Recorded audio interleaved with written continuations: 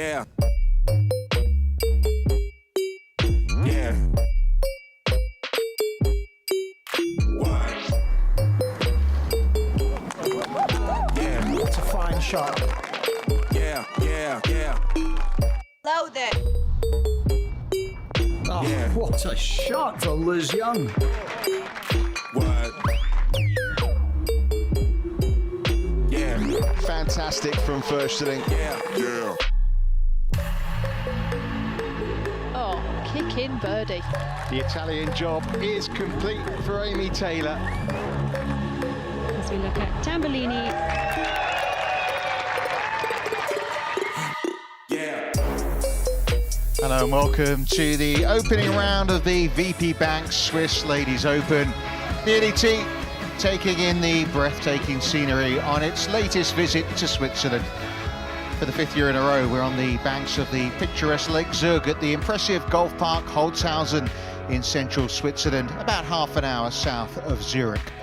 We're on the Zugersee course, a par 71 full of elevation, blind tee shots, dog legs as well, playing just over 6,200 yards. I'm Richard Kaufman, alongside me, 4-time Solheim Cup captain Mickey Walker. It's been a pleasant day, Mickey, and your first time here at this venue. What do you think? I think it's a great venue. I think it's got some really tricky holes, lots to challenge the players. It's very warm out there, it's very hilly. You've got to be fit to play this course, but it's getting your distances right and trusting your distances. Well, the weather's set fair today. The forecast for Sunday isn't the best, but look at those views overlooking Lake Zug. We won't mind looking at that. Let's first of all, though, catch up with what's been going on already today. And I know you went out on the course, Mickey, and caught a glimpse of Pia Babnik. I certainly did. I mean, she is so hugely talented, and her round was very up and down, but she had lots of ups. And this was her shot to the last, and it really takes some courage to attack that pin because there's not much green behind it. Yeah, 6 birdies and an eagle in a 68 for Babnik. 68 the score as well for a winner on the Sunshine Ladies Tour earlier this year, Teresa Malik. Nice way for her to finish. Christine Wolf trying to chip in at the last. Says it's like being at home in Switzerland. 68 from her too. Kim Metro. And she loves it here, doesn't she? Yeah, a couple of third place finishes, another on the card at 3 under.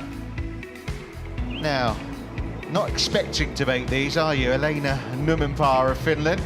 This is a bonus. It certainly is. I mean, some of the greens are flat and some are very tricky and hilly, but that one judged to perfection. Yeah, her penultimate hole of the day. 5th birdie, 68. 2 got to 5 under though. Yeah, Rudgley, she is a talent, and you think that she's going to be in the winner's circle soon. She's been knocking on the door for some time. Yeah, bogey-free 66 from her, and that score matched by Caroline Hedwall. Here she was tapping out at the last. So 5 under in the house. A couple of players had opportunities just now to join them. Sophie Bringner and Maria Hernandez playing together. This is the Swede. She's another player that has shown great golf recently.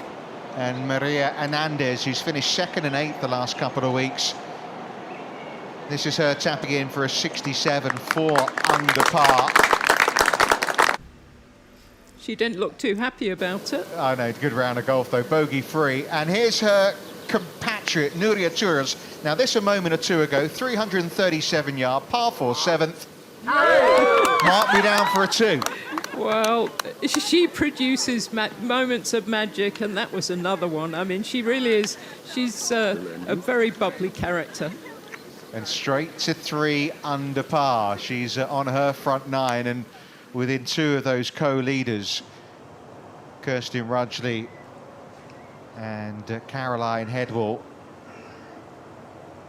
There's Kim Metro leading the way for the Swiss players. A couple of Austrians up there, Christine Wolf and Emma Spitz. Spitz has been in terrific form recently as well. Alice Hewson, 16th on the rankings.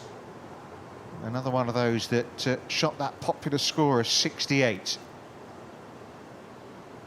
It's interesting, Houston was saying that she expects someone out there to go low this afternoon. Would you expect 5 under par to be leading at the end of the day?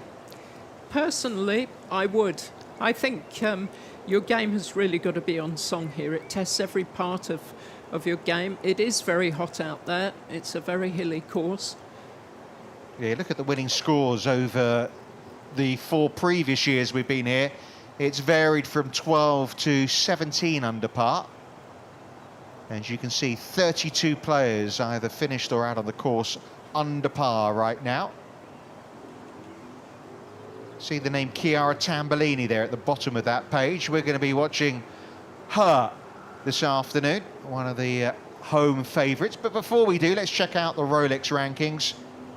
And no surprise, even with the back of those 3 missed cuts in a row, to see Nelly Korda at the top. A couple of Europeans in that top 10, Mickey. I think European golf is in a great place at the moment, and we saw Solheim Cup. She had a fabulous year last year, maybe not started as well, but great to see the Europeans up there. Well, there is still snow on the mountain tops. The views here in Switzerland are absolutely stunning, and it seems incongruous to see snow on the mountains and it to be close to 30 degrees down here at the golf course, but it's stunning. It's absolutely beautiful.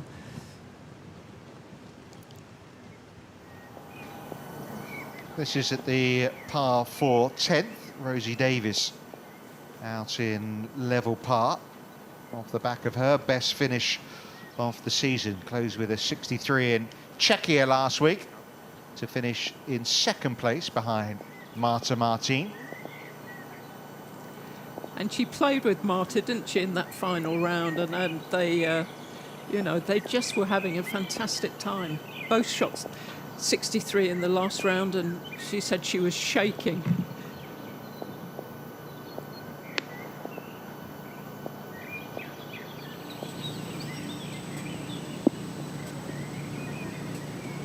Just coming up a little short there, Davis. Interesting hole 10, isn't it, to say the least? Can't really see it from where they're playing their seconds. No, I mean, there's lots of blind shots here. You've just got to pick your target. But the tee's behind those trees. I know, it's incredible. And it's interesting. Michelle, I was on the course yesterday in the practice rounds, and Michelle was telling me that Pia here, it used to be a par 5 this hole. Michelle who? Thompson. Okay. And she was telling me that there was a tiny, tiny gap at the top of the trees, which Pia stood on the tee and hit over totally blind. You had to hit it very, very high and carry it for miles. And she said Pia hit that spot and she had a wedge to the green. She said no one else in the field could reach this green in 2 when it was a par 5. But it's one of those fascinating holes. Well, you saw how Rosie Davis came up short. You thought Tambellini landed that in a really nice spot, but it took a really big bounce. I Yes, wonder how much club in her hand. No, she landed it short, and obviously the approach there is really dried out, but I don't know that she can quite believe how much that ran on. Yeah, they didn't see much of the green from where they're standing. Former champion of the VP Bank Swiss Ladies Open, the 2010 champion, Leanne Pace.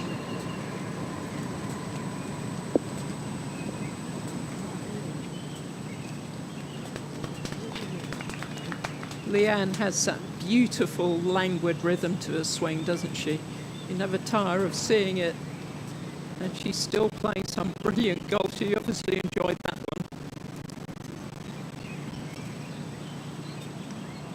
First event as a Ladies European Tour winner for Amy Taylor. Couple over though, 3 bogeys and a birdie on the card. Oh, that'll help if she could make that one. Well, she's got great memories. Took last week off after, well, fantastic week. Here on the outskirts of Rome at Golf Nazionale. A couple of weeks ago we had the Ladies Italian Open, and For the first time in almost a year, Whitney Hillier was back out on tour after dealing with long COVID. The Australian amongst the leaders up until the final day. Amy Taylor started the day with the lead, despite the fact she'd never even had a top 10 on the Ladies European Tour before.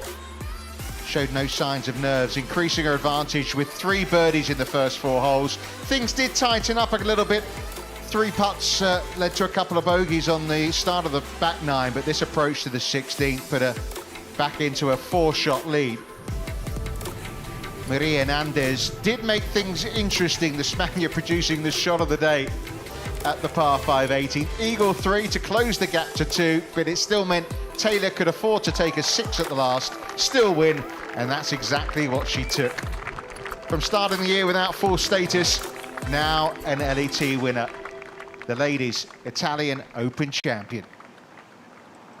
Yeah, well done to Amy Taylor.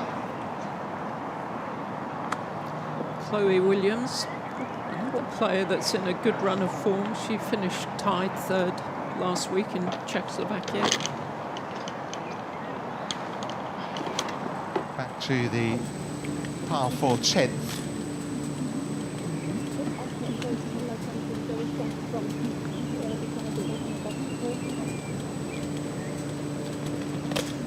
The Rigi Mountain, as it's known, the queen of the mountains, part of the Swiss Alps, part of the backdrop here,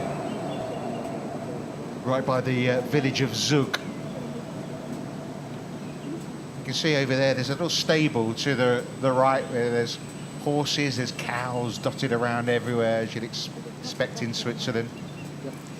Now, how about this for a long putt?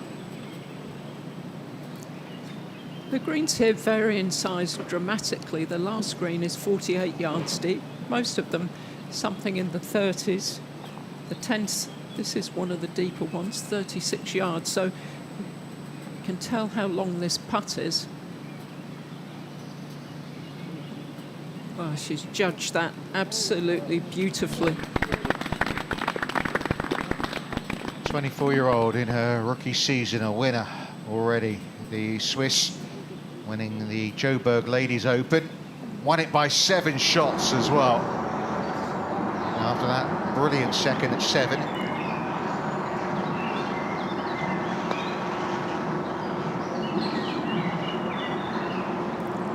She knew, a player knows exactly whether they've hit it hard enough as soon as it leaves the putt ahead, and she read it correctly. She just didn't give it enough pace to hold its line. It didn't really finish past the hole.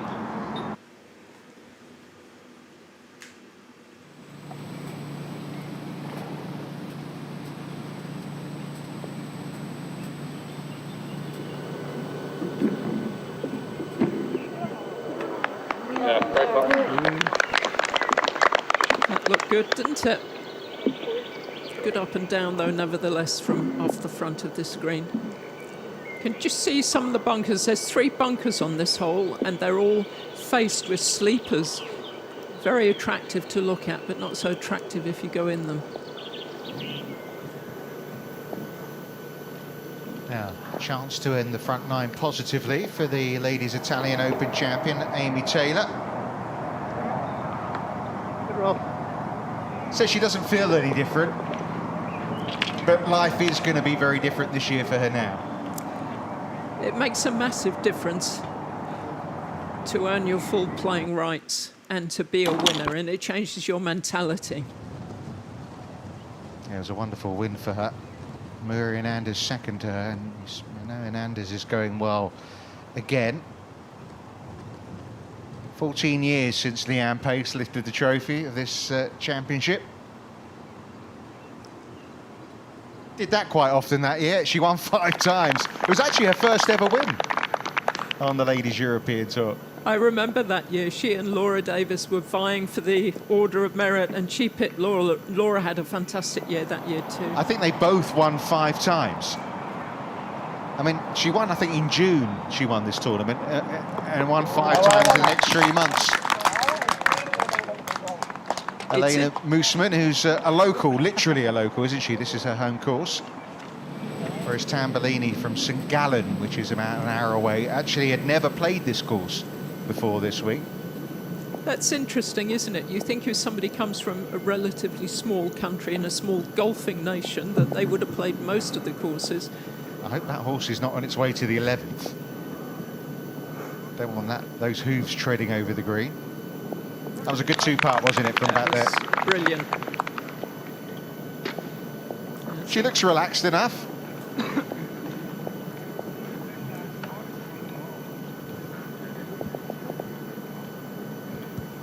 Yeah, currently at level par, so a steady start from Chiara Tambellini. 4th on the Ladies European Tour rankings. If she was to finish top 4 here this week, she would jump above Bronte Law to the top of the Order of Merit. And at the moment, 5 shots behind the co-leaders on day 1 of this VP Bank Swiss Ladies Open. Kirsten Rudgley yet to win on the Ladies European Tour. Caroline Hedwall, a 5-time Solheim Cup player. They have set the pace with rounds of 66. Maria Hernandez, very much a player in form. Bunch of players at 3 under par, including Switzerland's Kim Metro.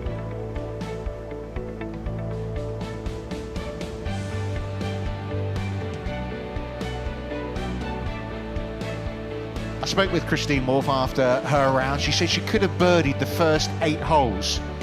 She was playing that well tee to green, and only managed 3 in that run. She can. She gets on runs of striking it brilliantly, and I think if she has a weakness, it probably is her putting.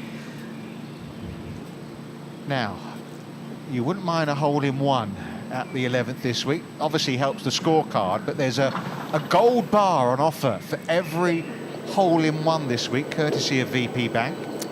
I think that's very generous. Wouldn't you be gutted if you were the second person who had a hole-in-one? No, I think they're on for everyone. Yeah. No, I know. I I'm see. saying that's brilliant that they're doing that for everybody. They might be donating an awful lot of gold. Well, they're worth $15,000 each. Good shot by Leanne Pace. You won some nice prizes for an ace, Mickey? I won a car. That's pretty nice. Yeah, it was good. It was in a Pro-Am which was worth a couple of £100, and the car was worth about 4,000, and I felt like a millionaire after that week. You were the big winner for sure. Plays downhill, this one. I find it very difficult to judge distances when you've got such changes of elevation. Obviously, this makes it play shorter. Most of the players in practice, they were hitting something like a 6-iron. Obviously, it depends on the wind. The longer hitters, maybe a 7-iron. That 183 yards will play something like 170 yards. You can see the red stakes beyond this green, but safely on board for Rosie Davis. Sarah Schelke. Saw a lot of her golf a couple of years ago, and she so nearly got into the winner's circle. And if she plays a few more shots like that, she may well do well this week. 1 bogey, 1 birdie so far. I love the tees. They're a bit like the trophy itself, actually, with the wooden cow and the bell. I think it's one of the most brilliant and iconic trophies, and I agree with you. Aren't they wonderful? You don't have to say where you are when you see those on the tee. I can remember seeing you post on social media a few years ago when you first came here, Richard, with the cows who are almost our neighbours in the commentary box.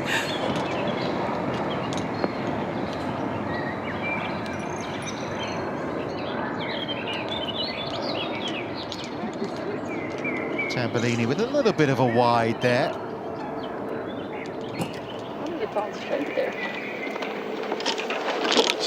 Right. Got her boyfriend on the back. Nuria got one of her friends from Mallorca caddying for her, David. Wedge in hand. Hole's in danger, given what we saw at 7. Had a really slow start to the year, Nuria, but top 10 last week. Things are starting to click.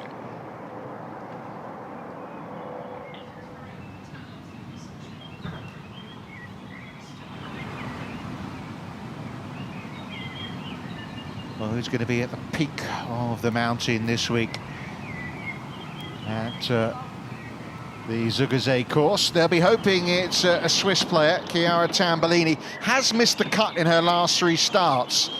It meant that she missed out to Morgan Metro for the Olympic spot, but so much still coming up for her. She's got her first major coming up in a few weeks at Evian, then she's got the AIG Women's Open. She leads the Rookie of the Year race, and if you go back the last 4 years, the winner of the Order of Merit has also been the top rookie as well. Last year it was Trishat Chinglab. She could jump above Bronte Law at the top of the rankings this week if she was to finish in the top 4. Emma Spitz, you can see there in 10th spot, started nicely. She's going to join us in the commentary box a little later. 68 from her today. A win would take her up to 2nd place.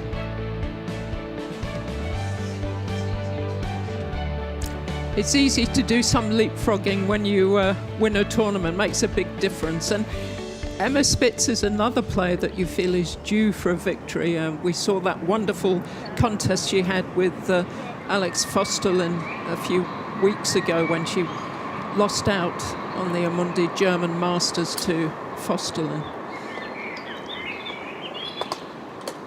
Now Funstück. Off to a slow start, couple over. That'll help.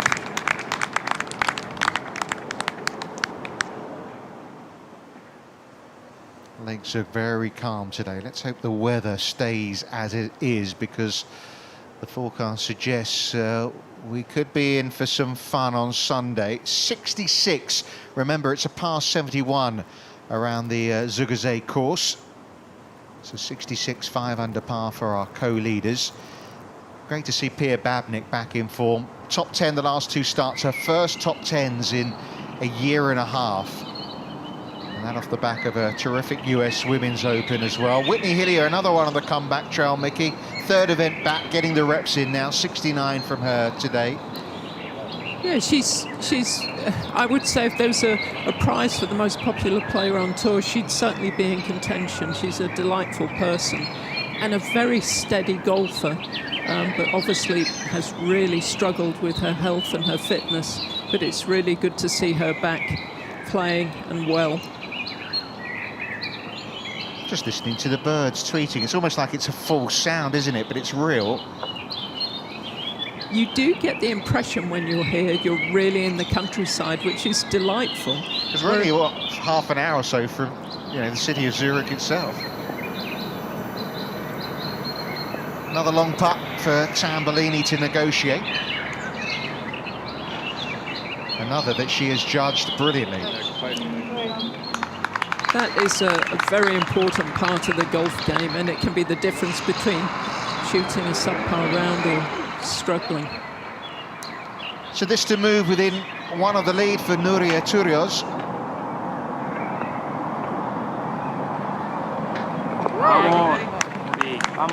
Vamos, indeed. Well, that's a good finish, isn't it? Eagle on 7. She can't help but do a little dance and a jig, can she? Oh, they've been working on this, David and Nuria, I tell you. When we come back to Nuria, I had a chat with her yesterday, and there's a bit of an argument going on between Nuria and David. I'll tell you what that's about in a moment.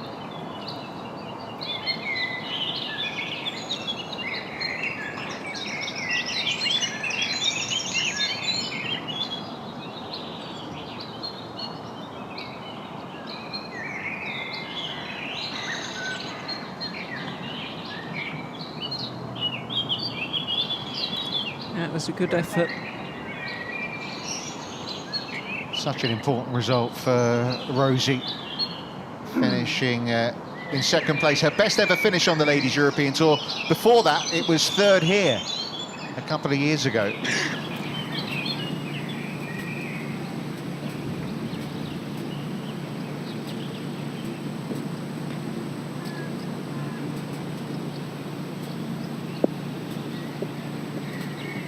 How firm is this green? That's another one that's just raced through. I think it depends. She landed on the fringe there, and I think the fringes, it was also on a downslope. I think it was a combination. think if you land it on the green, you don't get that result. But landing on the fringes, certainly, we've seen a couple just shoot off. Schelke very frustrated with that miss at 9. Pace at 11 for her too.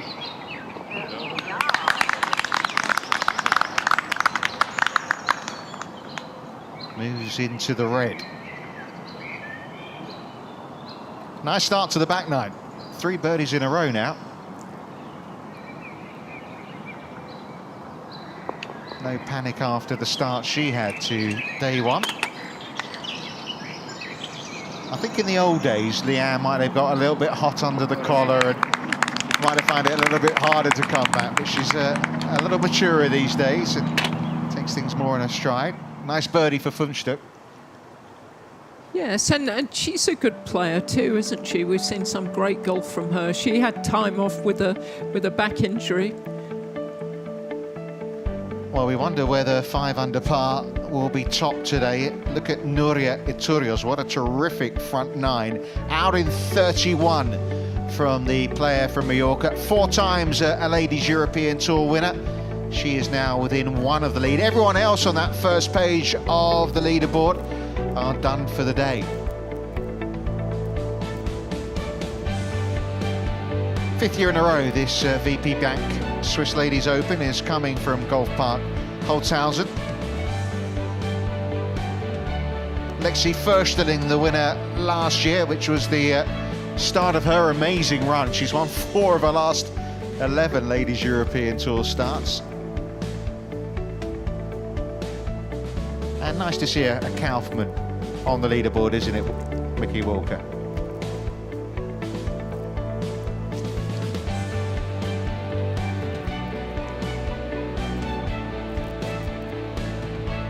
Harangley on the other side of the course has picked up a couple of shots. Here's Elena Moosman, who we saw just really thump through the back of the green. It landed almost hole high. If anyone should know how the greens react, it's her. She's been playing at this golf course since she was 10 years old, Elena Moosman. I asked her how many rounds she's played around here. She had no idea. A lot. This is where she hit her first ever golf ball at this venue. Well, she's not suffering from lack of knowledge, is she? Go on, just keep going a bit. Almost turned sideways as it lost pace, that ball, didn't it? It's been a pro year here, and Chiara Tambellini have kind of followed each other stride for stride.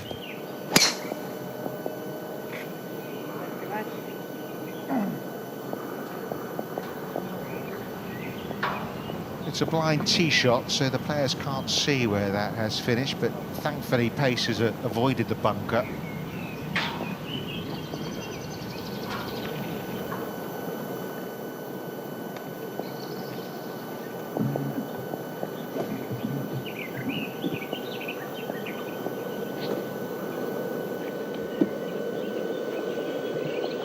Yeah, the fairway slopes, doesn't it, to that left-hand side, so ideally Davis wants to try and steer this down the right.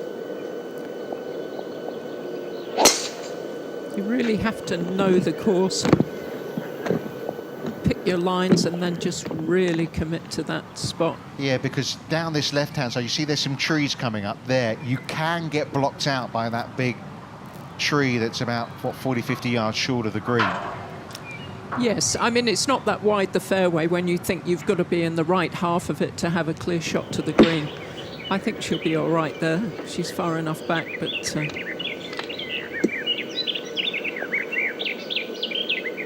I was going around the course yesterday. The players hit varying clubs off this tee. A lot of them, the longer hitters, a couple of them hit an iron even. It's very much downhill. Yeah, 238 to clear that bunker. She's easily cleared that, Chiara Tambellini, and even though she's in the semi-rough, that's the good side to be on, really. Absolutely.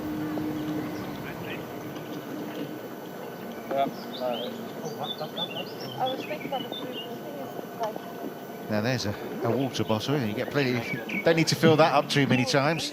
Oh, I don't know. You know, you've got to keep hydrated when it's this warm, and it is warm.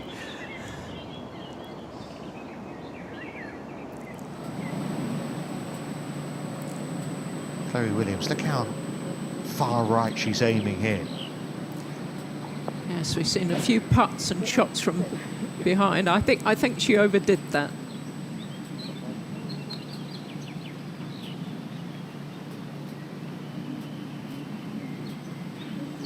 Yeah, Williams, one of those that could have won last year. She was right in the mix coming down the stretch before Lexi Fursterling did what Lexi Fursterling seems to keep on doing whenever she's playing on the LET nowadays. Although, interestingly, Lexi has just slipped out of the automatic spots for the Solheim Cup in the last week or two.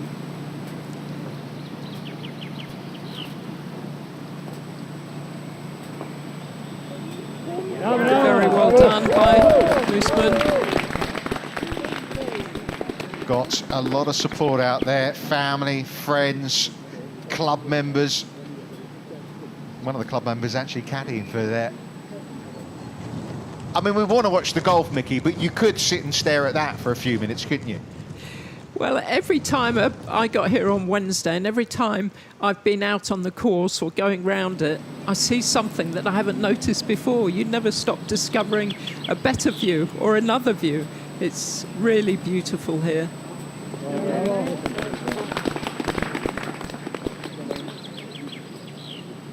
Nicely done from Amy Taylor. Yeah, this is event 15 of 31 on the Ladies European Tour season.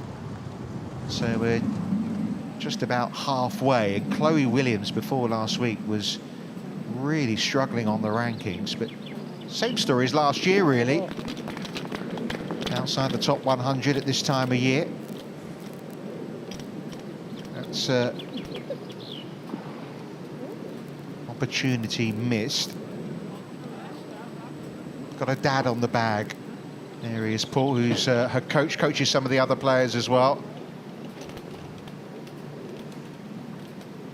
Said he made a big difference caddying for her last week in Czechia. Were able to work quite hard on her game and reaped the rewards. This event first played in 1996. Sophie Gustafsson was the champion that year.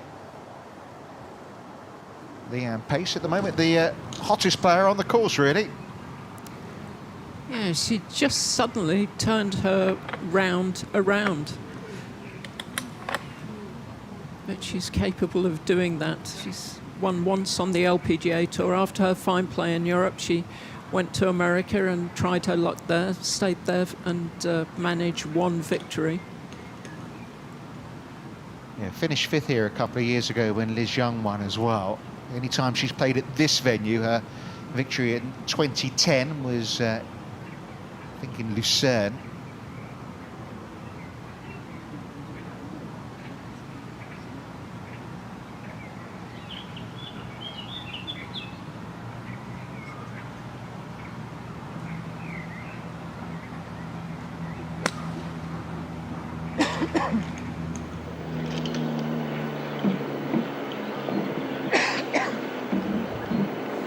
Just found that greenside bunker.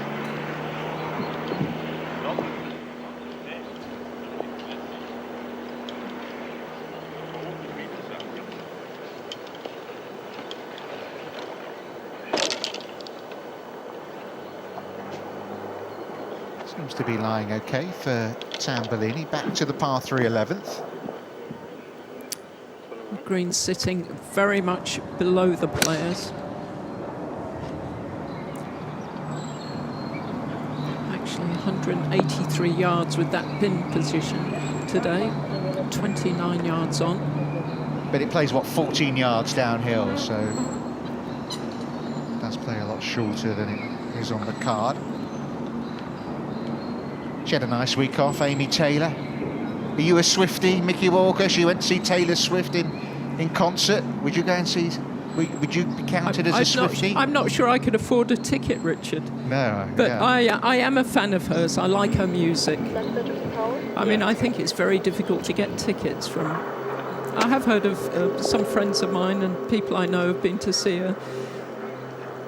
She certainly, everybody I know who has seen her hasn't been disappointed. Well, she's on stage for 3.5 hours. We're already on air for 3 hours today. No, I mean, I think she must have incredible energy, that's for sure. Tambellini clicking her fingers. Is this one going along? No, absolutely perfect. And I wonder if she's feeling the pressure being the home favourite and the leading Swiss player. She's flying the flag now.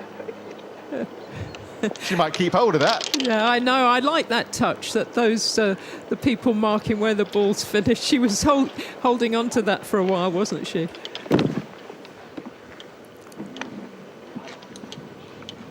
Davis from that left side. As you said, no problem with that tree.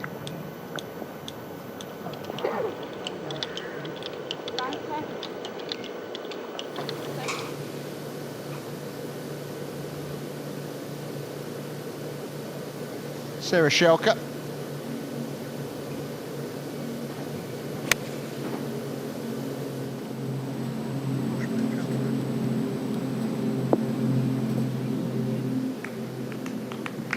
Hasn't played since the Scandinavian mix where she missed the cut for the 3rd week in a row. So looking to try and get things back on track. Moosman now. And that slow takeaway.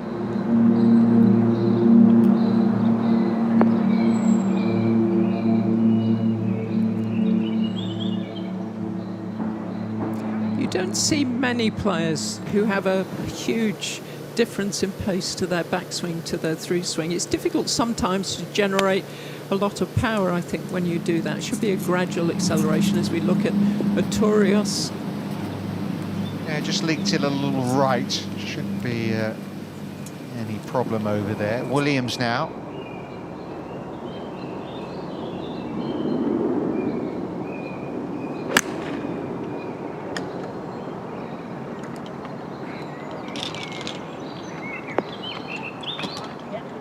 Good shot.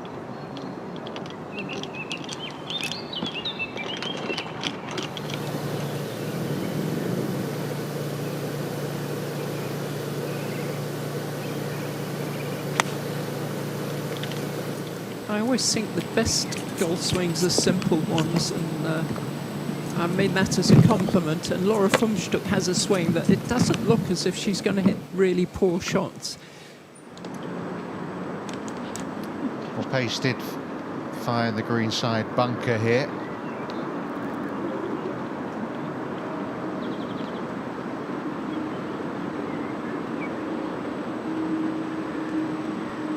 Hasn't got a lot of green to work with, but it looks as if it is on a slight upslope. It is, and that will help her get the height that she needs to stop it quickly. So she would expect to get this reasonably close. And she played it quite beautifully. The slope helped her, but nevertheless, that was excellent. Something about South Africans and bunker play, isn't there? Yes. That famous quote from Gary Player, the more I practice, the luckier I get. Well, here is Anne-Charlotte Mora, who set the pace last year on day one with a fantastic round of 62. Not quite going as low today, but she started the day with a double bogey and then birdied 4 of her next 5 holes. So she is a couple under.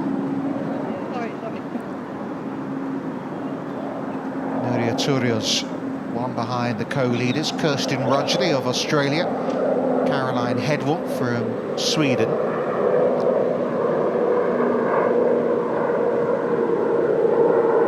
Good look coming up for Tambellini. First there'll be Rosie Davies for her birdie.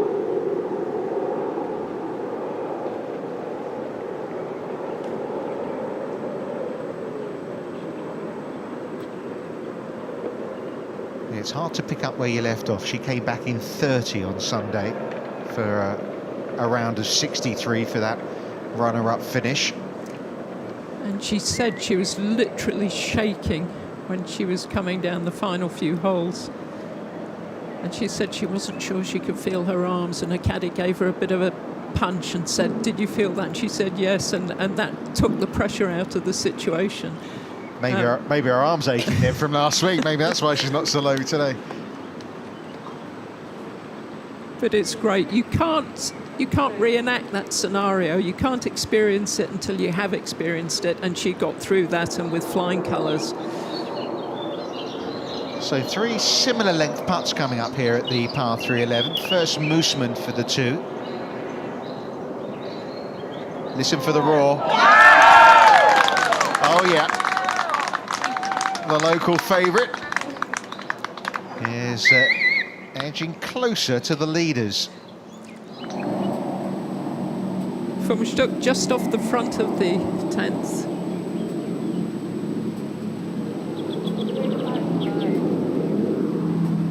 I mean, Kim Metro's got off to a good start, 3 under. We'd love to see Tambellini and Mooseman get up there as well, because it's a national Swiss title. They've never had a Swiss winner of the Swiss Ladies Open. This is the 14th edition.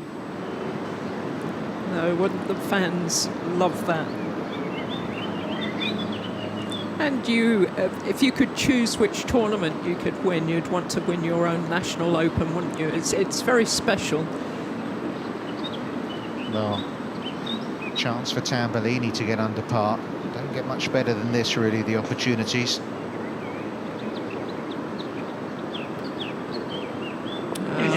Beautifully done.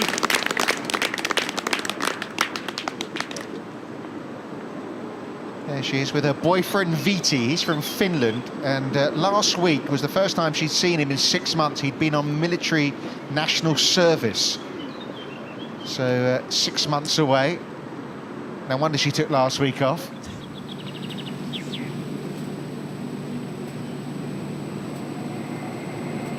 We saw Artura's missed the green right.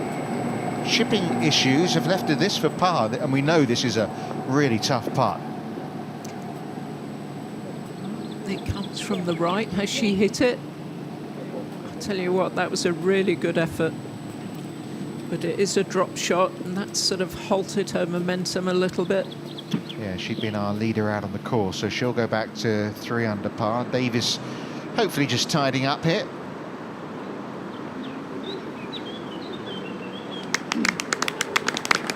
After what happened in 2010, do you think Leanne Pace sees the name Davies out there and gets the shivers? After her battle with Dame Laura that year. Well, there might be a few players with the name Davis in their surname, but there's only one Laura Davis, that's for sure. Yes, that is for sure. Player you captained on a fair few occasions when it came to the Solheim Cup. And when Laura was at the height of her playing powers, I mean, she was #1 in the world in '96 when we played the Solheim Cup.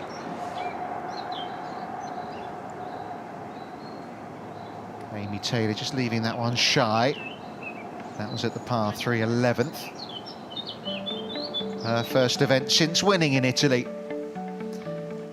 So a little setback for Nuria Turios. She will fall back into the group at 3 under par. Kirstin Rudgley certainly has been in form recent weeks, and Caroline Hedwall, slow start to the year. She'd love to be part of that Solheim Cup team again. 5 under par, the mark right now.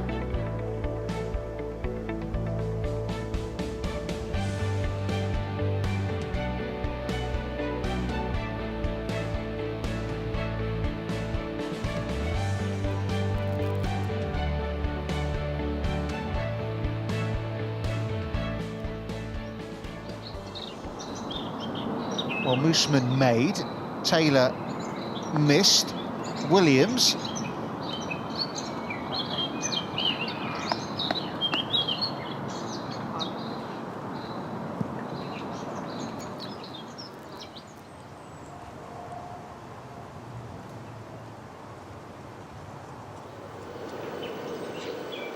so off the back of that lovely 3 at 12.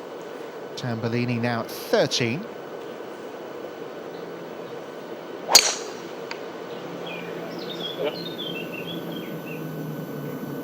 Another blind tee shot, Mickey. Yes, sir, and there are, as we keep saying, there's a fair few blind tee shots. You have to know the hole, and you just pick a tree or maybe a camera tower, something in the distance, and just aim for it. So we go back to the 11th. And she doesn't like it. Well, she did that at right. 10, didn't she? She lost it to the right. She's done it again. Yes, you have to say that's a poor shot. She knew as soon as she swung, she knew you could see came right across it. We're right by an airfield here. Now look at this. I wasn't expecting an air show this afternoon. What have they got for us here? I bet they got a few tricks. It looks like a display team, doesn't it? Yeah, they're obviously having a practice. Moore looking for birdie number 5 of the day. Oh, never had a chance. She's really been struggling this year, so she was hoping that coming back to this golf course after her good finish last year would rekindle a little bit of magic.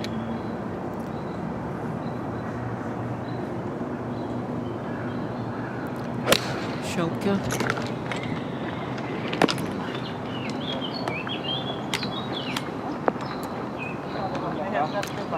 Not bad.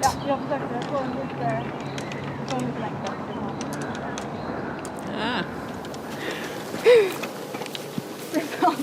Looks like she's in a good frame of mind.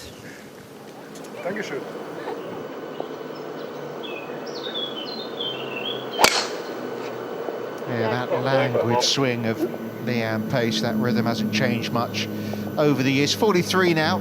That's absolutely perfect.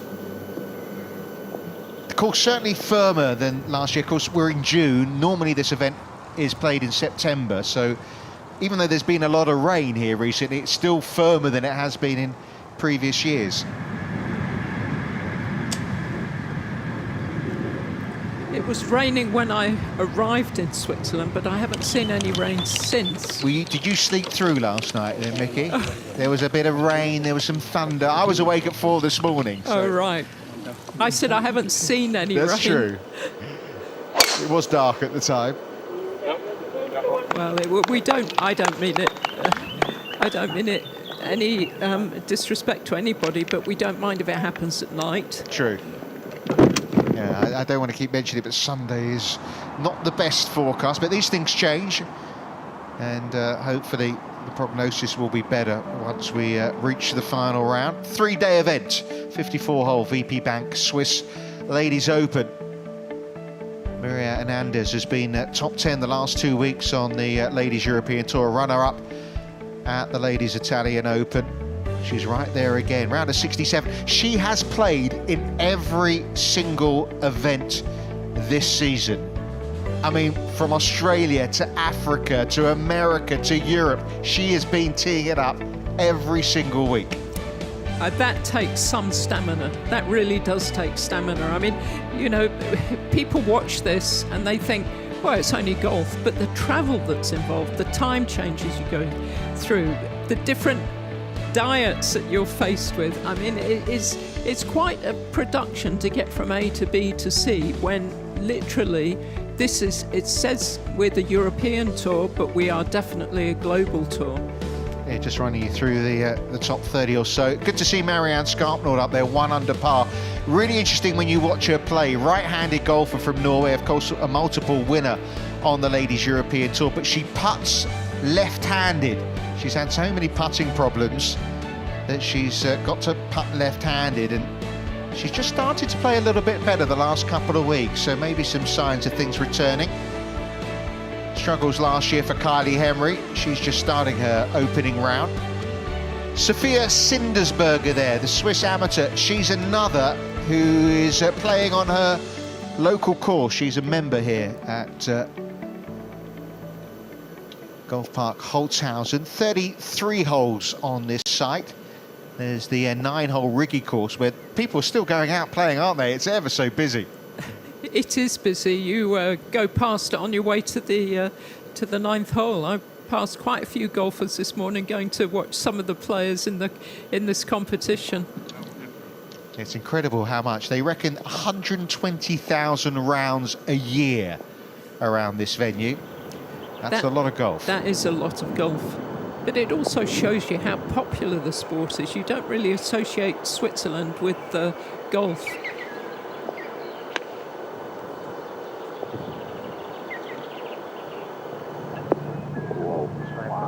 Lovely shot. Excellent by Rosie Davis.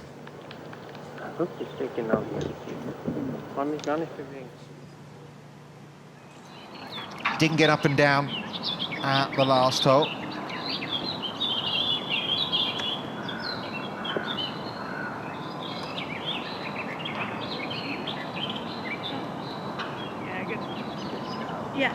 She's got chance to do the same thing here on 11. It's a good chip.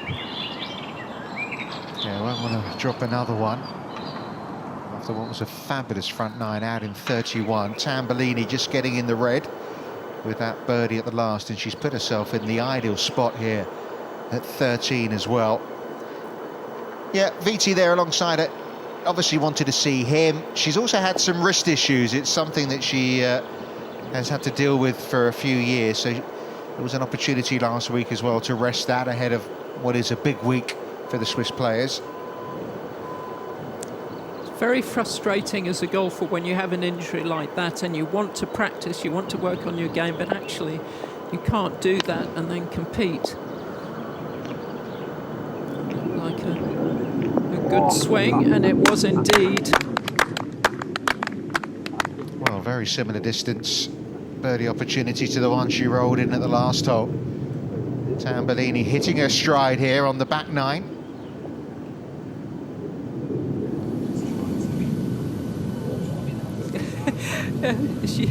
Did you see that? Just looked at the flag to wonder if it was maybe going to put up fluttering in the breeze there.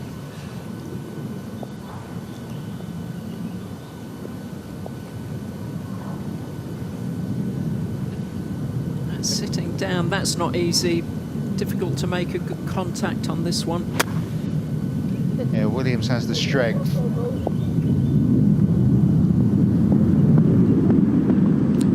That was a good result from where she was.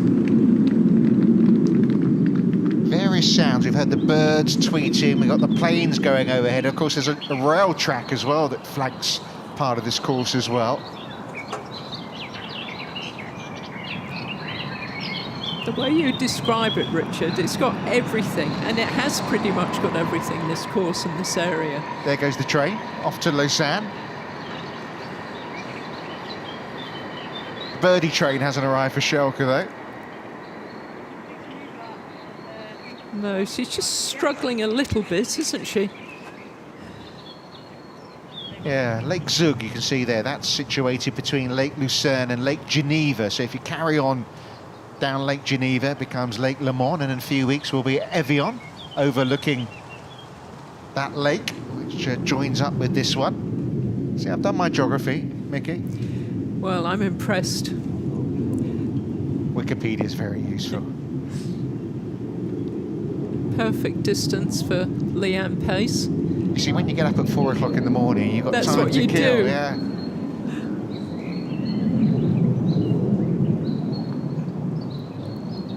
This is von Stuck. Just lacked literally an ounce of pace, that one. When you think of Switzerland, Mickey, what do you think of? What comes to mind immediately? Well, I definitely think of chocolate. At the airline I flew into Switzerland with, they give you chocolate on the plane, and I thought that was wonderful. But I think of milk and chocolate and Swiss Army knives. Cows and watches. And mountains. Yeah. And clear air and water. I mean, it just a lot of the things that I really, really enjoy. And cows. We've seen a lot of cows, haven't we?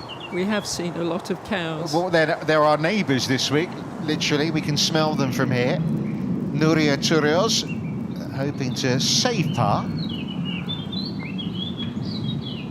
back-to-back bogeys. Isn't it amazing how many different trends you can have in a game of golf? A couple of holes ago she was on cloud 9 and now she's really struggling. Yeah, completely lost that momentum. Not the only player that had an eagle 2 at 7 today. Caroline Kaufman also had a 2 there.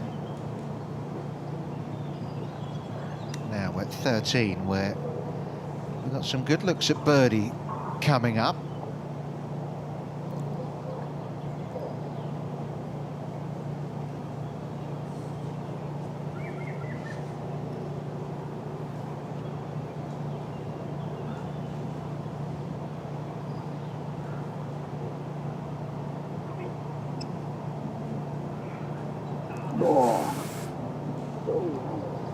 What a shame. So close. Yeah, it might seem like it's been a quiet year for Leanne Pace, but she actually sat out 8 weeks of the season, had to have a little minor operation. So a couple of months where she didn't play at all.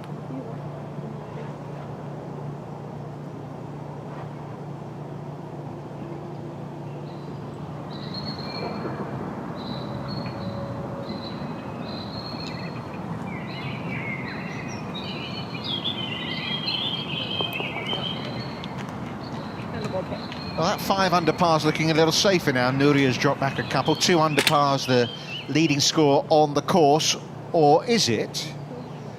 Another one looking to get to 2 under par is Chiara Tambellini.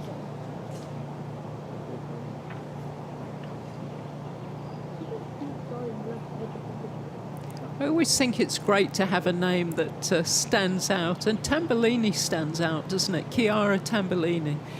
You remember that name.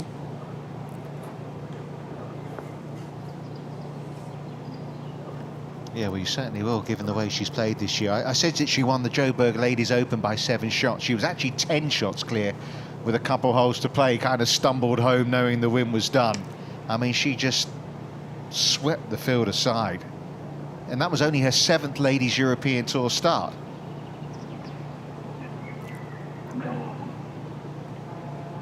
That's a pity.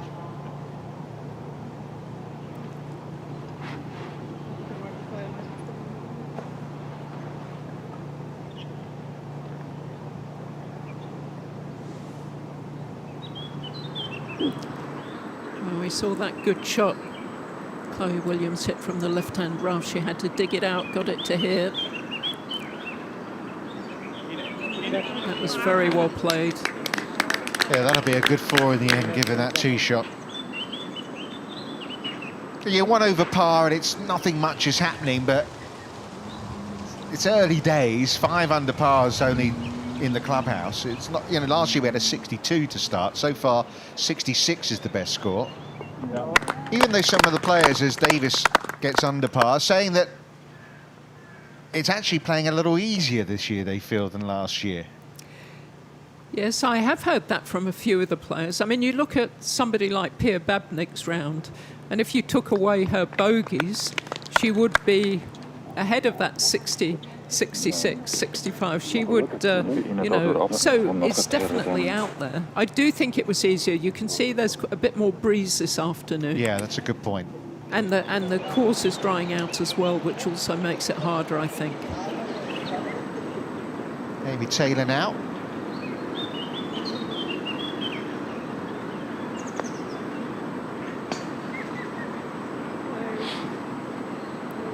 Ooh, that was well read, wasn't it? Very close again. So impressive in Italy to lead going into the final round for the first time, and she was never caught. Who's going to be lifting the Wooden Cow trophy come Sunday? Too early to really read too much into the leaderboard, but fine starts from Rudgley and from Hedwall in Switzerland.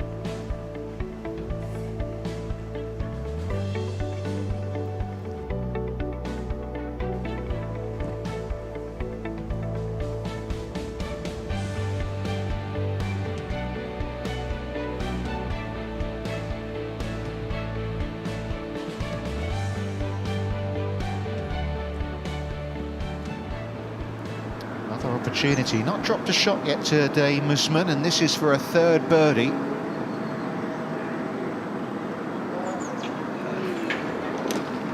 Wow, we've seen a lot of putts in the last 10 minutes, just absolutely shaving the hole.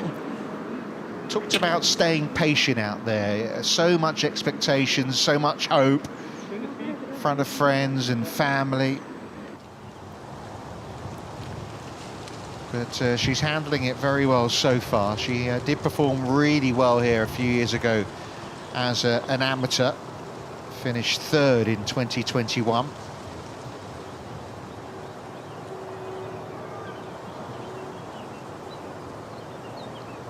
Well, let's have a look at the course in a little more detail. Mickey went and had a look at the 14th.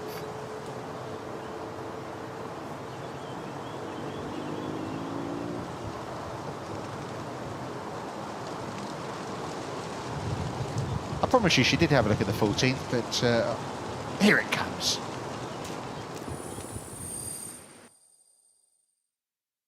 One of the tricky par 4s on the back nine is the 14th. It's only 377 yards and it's all downhill. But the thing that I find is so difficult is you cannot see the fairway from the tee. So what you have to do, you have to pick a spot, maybe the edge of the rough, or there's a tree in the distance, or there's even the camera stand at the back of the green. You need to pick your spot, aim at that and commit to it. And I find it very intimidating that you can't actually see where you're going. Yeah, not an easy tee shot, is it? There is a look from up high. You can see it's a dog leg there to the right.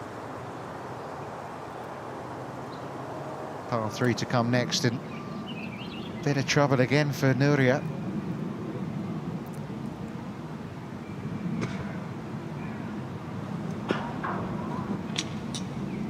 That rough is all the way down the right-hand side, all the way down the left-hand side. It really is visually intimidating, that tee shot. Yeah, and the rough is normally not as long as that in previous years.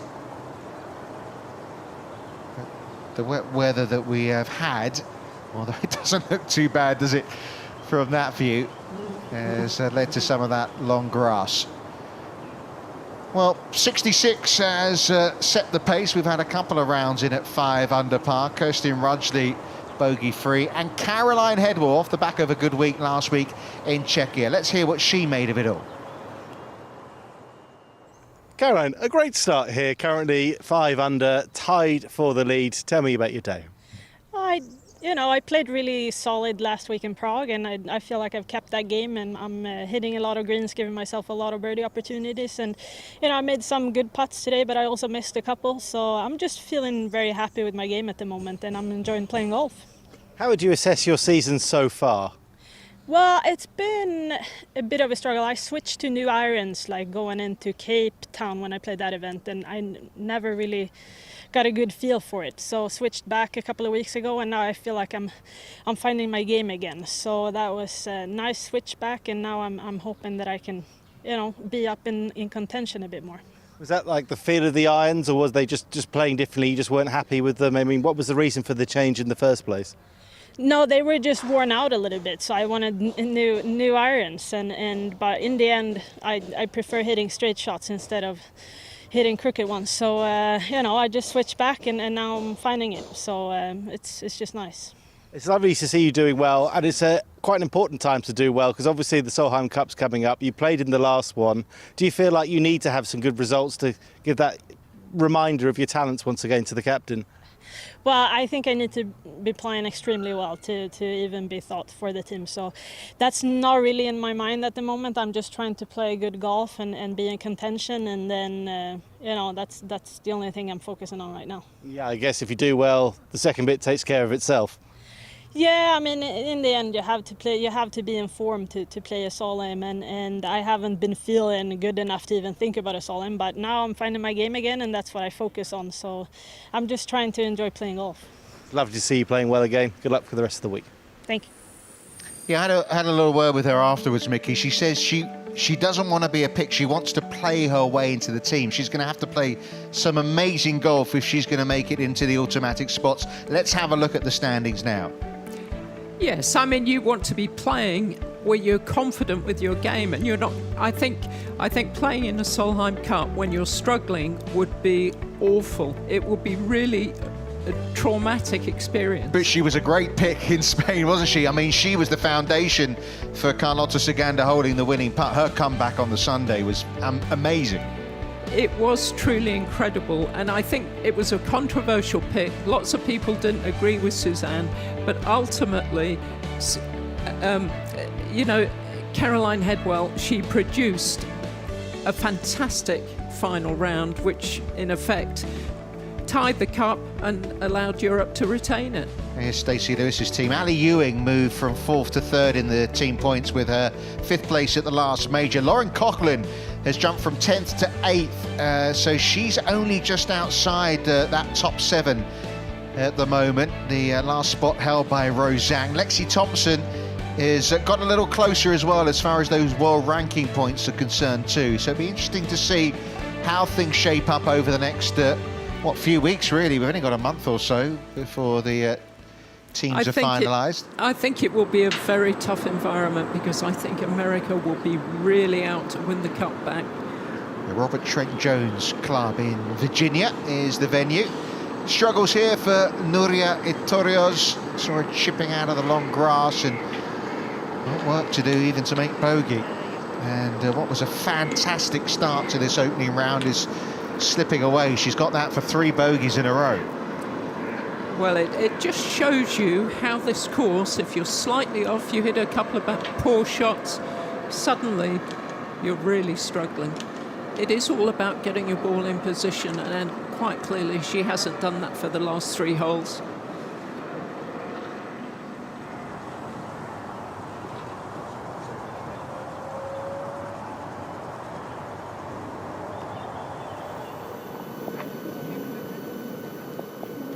Well, talking of awkward spots, Leanne Pace has found one here.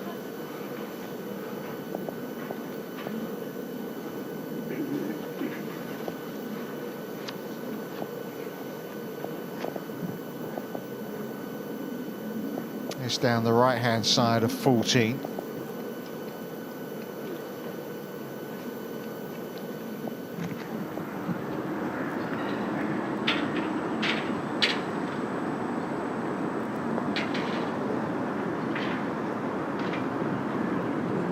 Just needed hitting. So frustrating when you miss a putt because you've left it short. Not everyone absorbed by the golf. That's by the practice putting green close to the 18th green. A little bit of hospitality down there. There's the clubhouse, which is fairly large, as you'd expect given the amount of people that come and play here. 1,000 members, they've got 100 juniors. And coming out sideways here is Leanne Pace. Well, she hasn't got a shot. Even if she were to advance it forwards, she can't get there in 2, so there's no point risking it. So she's where she would have wanted to be, off the tee.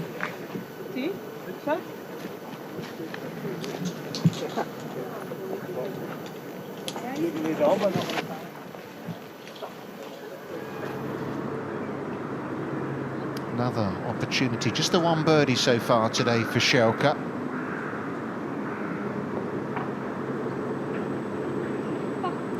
She did that at 9 as well, similar distance, not enough pace in the putt. I think if there's one thing that you could choose to have to be a good putter, it would be getting the pace right. Give it a chance, but don't race it a long way past. And we've just seen a couple of examples of putts that were on line, but they were just slightly underhit.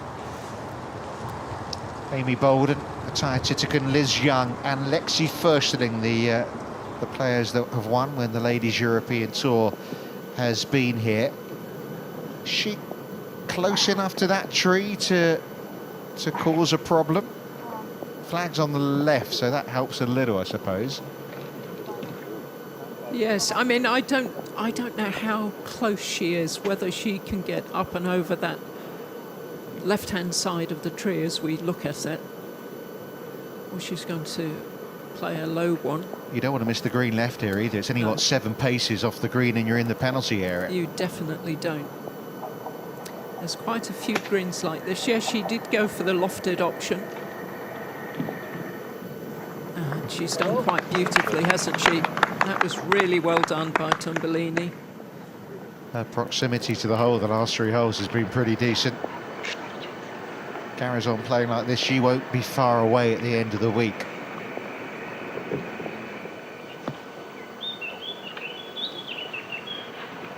Well, it'd been a terrific run around the turn for Leanne Pace, but she's struggling for par here. This is her 3rd shot. And she has missed the green left. Hopefully it's just got caught up in the rough down there.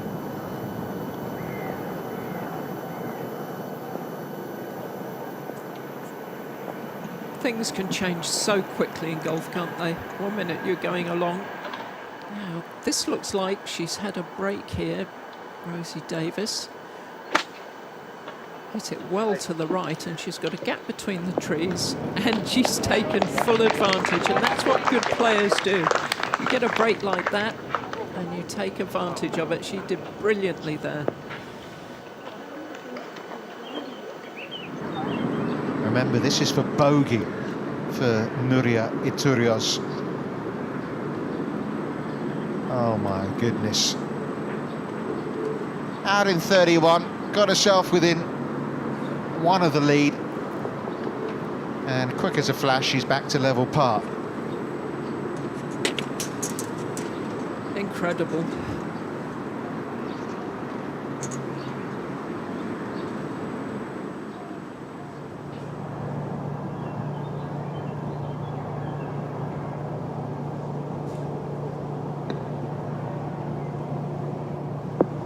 Reason why she's so close to the green there, we understand that's a 3rd shot for Amy Taylor. Day 1 of the VP Bank Swiss Ladies Open, and no one amongst the afternoon starters is threatening the top of this leaderboard, which is dominated right now by Kirsten Rudgley and Caroline Hedwall.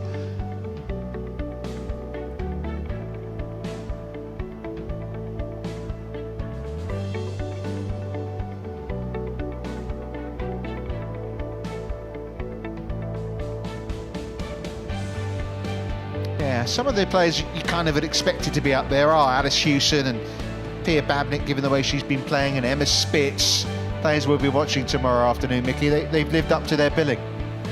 They certainly have. They're all talented golfers and they're in form, and they like this venue. They've played here before and done well before. That always helps. It's nice to go back to a venue where you've got good memories and you're familiar with the course and the whole setup.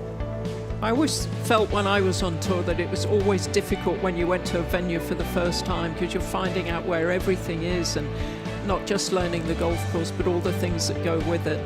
So it is something nice about returning to a venue that you're familiar with. 4th shot now for Pace. Threatened a par.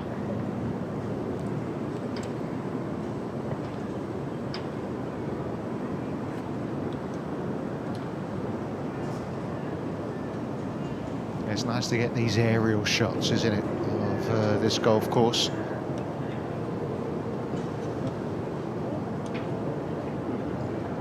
Taking a look down at this 14th green.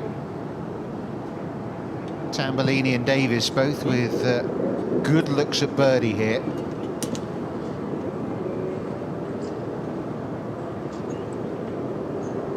You never know how you're going to settle in as a rookie, do you, Mickey? But the way she played on the Axis Series last year, went out 1 straight away, and the way she's come out 1 straight away on the Ladies European Tour, we're looking at a class player here with a who's got a lot of potential. Very much so. I mean, she's quite clearly talented. She's quite clearly comfortable in this environment. And as you say, getting that win on the Letters Tour right off the bat, that gives you confidence and belief that you should be here. Yeah, this is a player who won the NCAAs, the big college event in the US with Ole Miss, Mississippi State. Just over-borrowed a little bit there.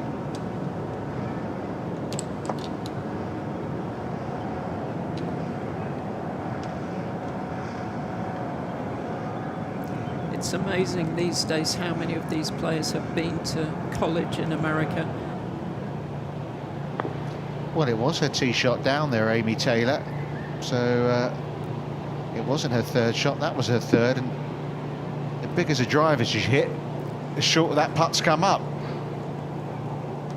She was a long way down there. Yeah, she was. That's the longest drive we've seen for sure. That is her strength off the tee. She's long and accurate, so it was a decent combination.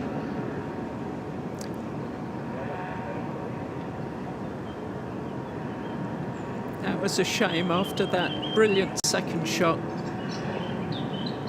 Again, that putt, it was just lacking pace on that line.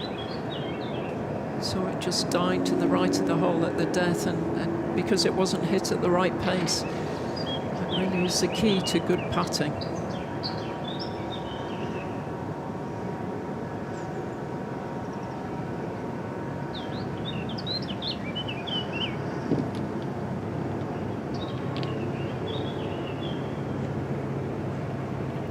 So Pace has been struggling ever since her tee shot.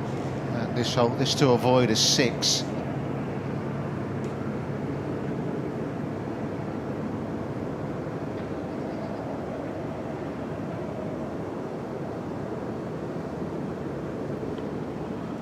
Well, when you're on the move that quickly, it's because you've either holed it or you've missed it, and unfortunately, that was an ugly double bogey. Yeah, second double bogey of the round for the South African. One of 3 former VP Banks Swiss Ladies Open champions in the field. Marianne Skarpnord and Liz Young, the other 2.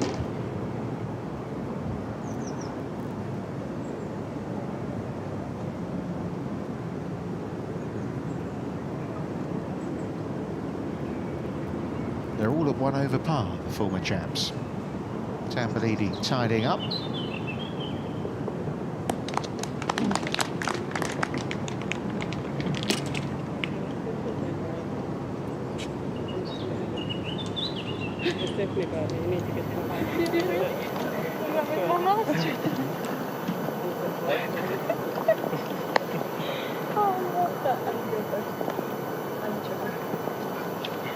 Well, she looks like she's having a good time out there. Hasn't seen VT for a while. They're catching up. He's going to be caddying for next week in London and at Evian as well, when she'll be making a major debut. She nearly won at Evian a few months ago, finished second at the Jabra Ladies Open to another Swiss player, Morgan Metro. More trouble for Nuria Iturios, who's had to take a drop here. It's all unravelling.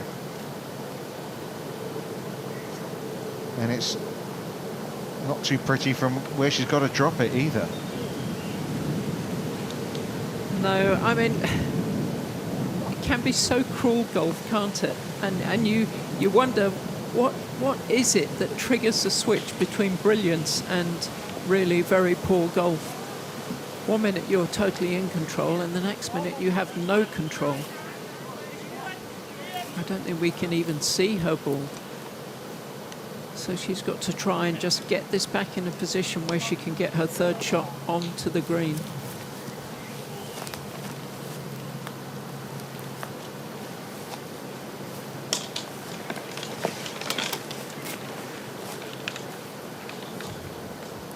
Well, the green from her is completely on the other side of this run of trees.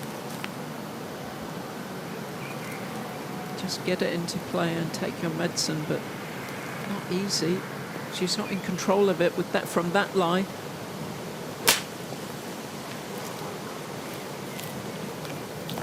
Sorry, just hearing that that's actually her third shot. That was a drop. She was in those trees and had to take a penalty drop.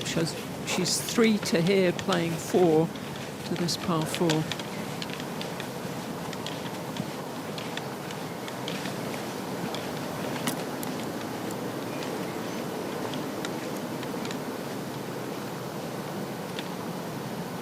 Well, it all unravelled pretty quickly for Iturios. You can see it's certainly tricky this afternoon. It wasn't that breezy when the players were heading out this morning. Those trees are moving around, but it's been steady stuff from Chiara Tambellini.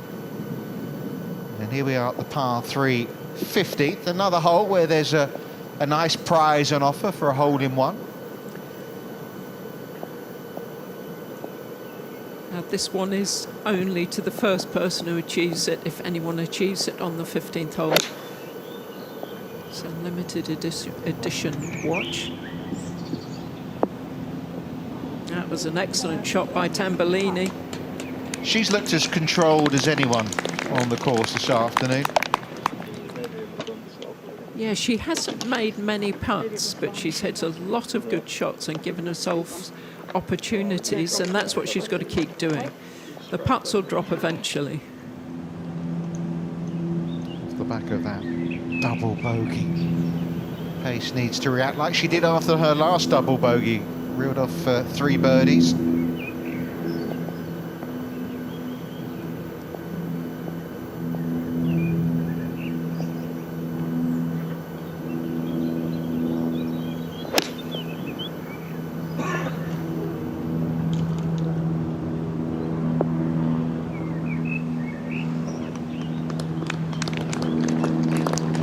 Well, 3 pretty good opportunities here.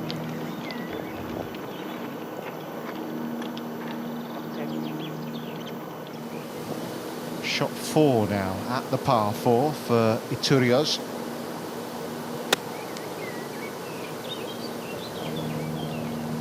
Well, it's just gone.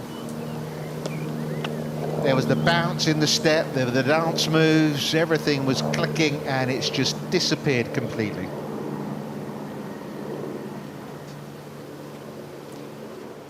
Just extraordinary that that can happen. Yeah, it's gone from the sublime to the ridiculous.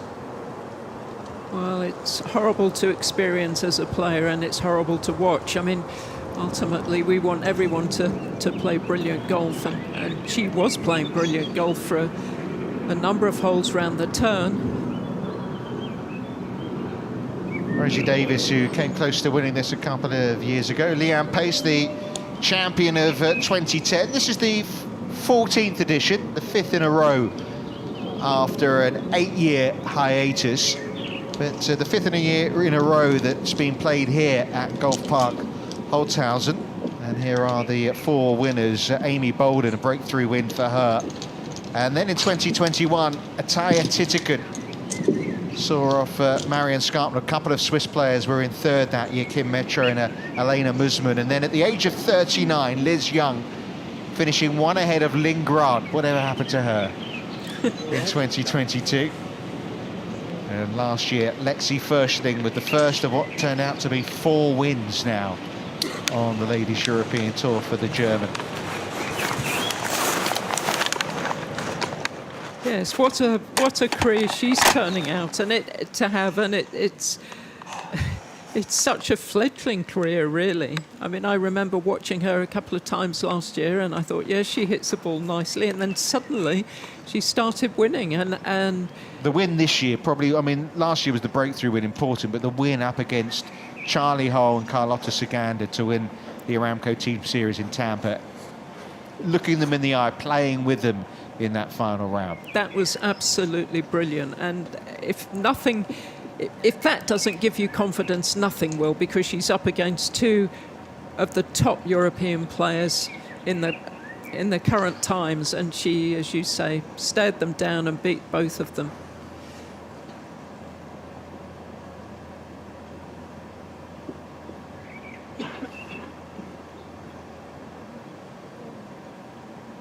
Well, she stopped the rot, Leanne Pace.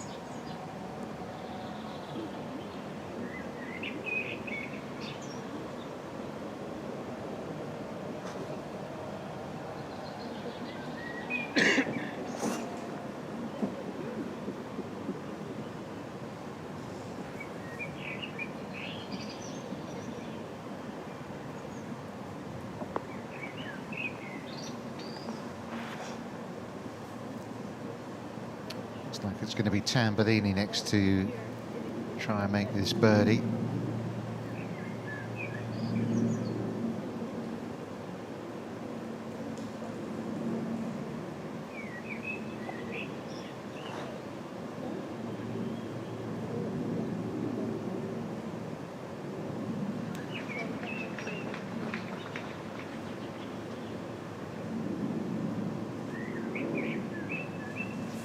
Be a fairly quick putt, this one, you'd think. Yes, down the hill.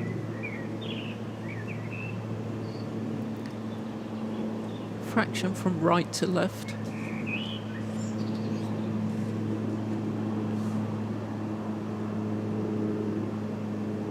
She got it. Deserved that. Had some really good chances the last few holes. And she's got herself to 2 under par. Great to see. Few Swiss contenders emerging. Mooseman, Tambellini, Metro. Chloe Williams. Coming out of that rough. It was a good shot from where she was.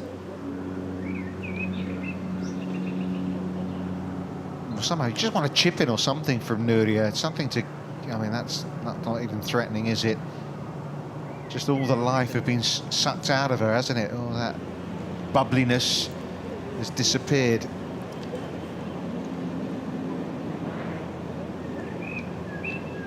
It's difficult. You need to give yourself a talking to, but it's just not happening. Everything's just going horribly wrong.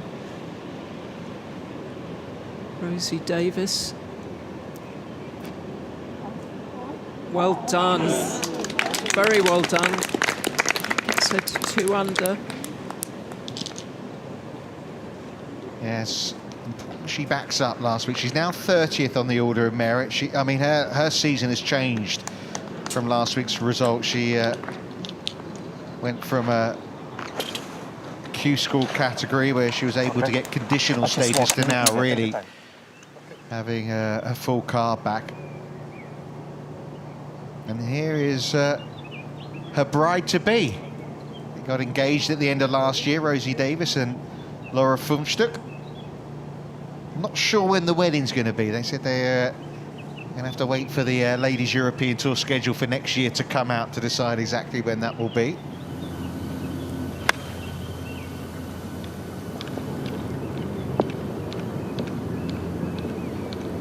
You can see by the precision of the strike and the spin that was put on that ball, it was a really good contact. Got to get this to the hole, Schelke. Well, she wasn't shy that time. That was a result, wasn't it, of the previous putts? I think she heard you, Richard. I think she was saying exactly the same to herself, and she's gone an awkward distance past.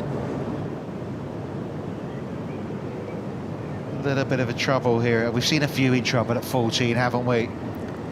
Mooseman having to play a third here and staring a drop shot in the face. Her first of the day.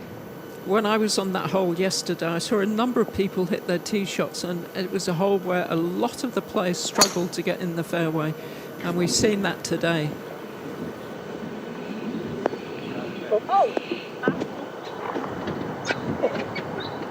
Just sat down a little bit for Tambellini. Didn't miss the fairway by much.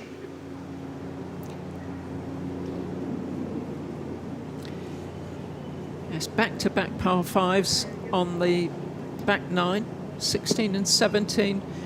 That was managed to hold it eventually, but it's an ugly double bogey. Yeah, another one for Nuria. So she's gone bogey, bogey, double bogey to start the back nine. She's 2 over par now. Talk about a game of two halves. You were saying, Richard, about how that finish last week has completely changed Rosie Davis's outlook, and it will have given her much confidence. Having said that, she's just leaked that well to the right. Oh, it's okay. Penalty area down that right-hand side. She'd have been a little bit worried. She knows she can contend and she can score really well when she has to under pressure. Yeah, these back-to-back par fives, you normally think you come into par fives, good birdie opportunities, but they're not yielding too many birdies, these holes. No. I do think the conditions are a little tougher this afternoon. The breeze has picked up, course is drying out. When things get firmer, it makes the margins for error smaller. Here's another player that's done exactly what Artorias. She got it going and then just seemingly has fallen apart. But that's a better tee shot by Leanne Pace.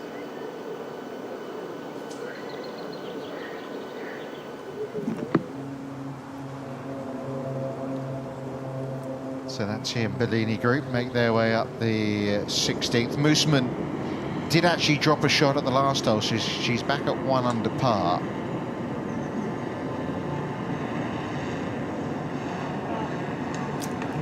Wow, we've seen so many putts, haven't we, come close.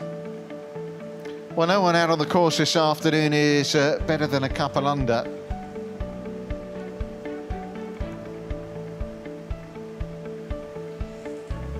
Kim Metro's had a couple of third-place finishes at her national championship before. She's in that tie for 5th. 2 shots behind our co-leaders.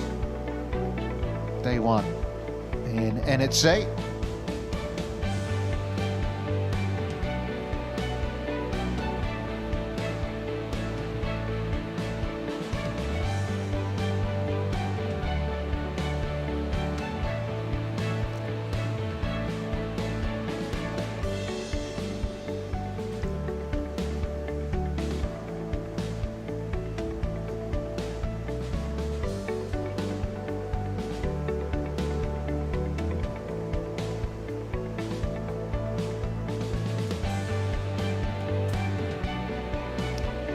Well, we spoken about 1 or 2 players making comebacks. Nabuhe Hlamini, just her 2nd week back after becoming a mum. Showing me pictures yesterday of a little boy, very cute he is. Made the cut in Czechia, and the aim here, isn't it, is to make the weekend, get those reps under your belt. They're still practicing, Mickey. It's impressive. Good ball. Good. Jag tänkte att jag ville inte säga någonting. Fan, jag har lite... Look how, I mean, there's been a lot of rain here as well recently. I mean, look how firm those fairways are still. That pounded all the way through. You wouldn't believe there'd been a lot of rain if you just turned up and saw the golf today. Taylor, Norwich's finest.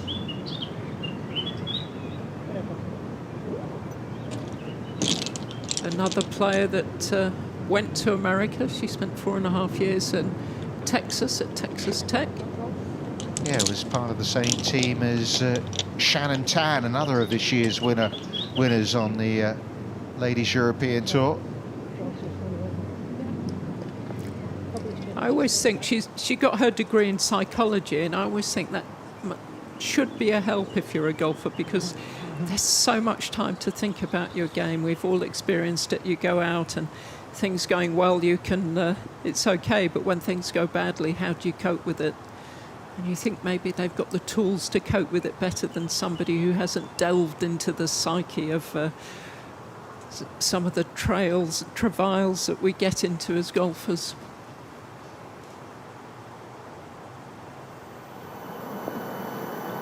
So up the hill severely at this par 5, 16th.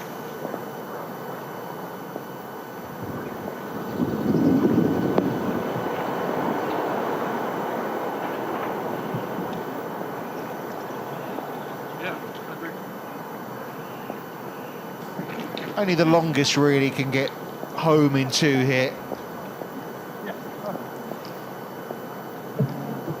As long as you hit the fairway, you should leave yourself a short iron, so it should be an opportunity to make birdie. Having to come over the trees here, Davis. And it did look like it sat down a little bit in that rough down the left for Tambellini.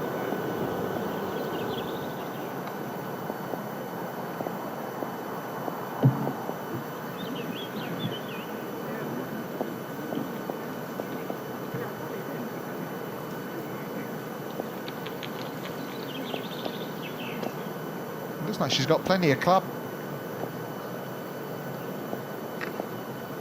There's a look at the shot that she's got left.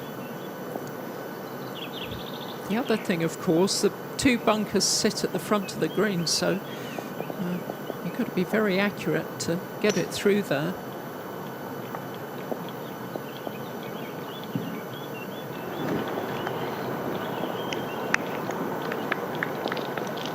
Making sure the sponsor gets a good look in. She will get, of course, a free drop from where she is behind that hoarding. Slapstick.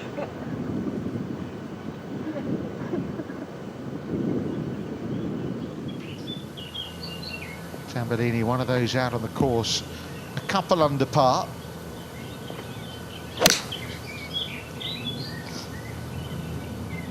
Interesting, she took that a couple of steps back, didn't she, there, to have the right club in. It worked for Taylor. Good distance, I think. Good distance, she said. She's right, yeah.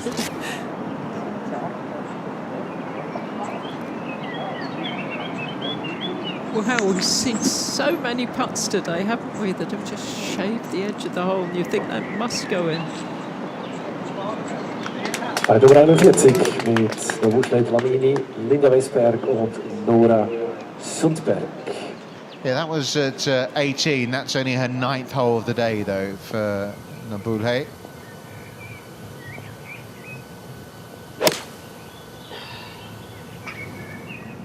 And she's a case in point, Nabulhe. Just played that those par 5. She made 6-6 there. She's one of the bigger hitters. Nice tee shot from Williams. It's a lovely afternoon in the centre of Switzerland, about half an hour south of Zurich. Very picturesque setting.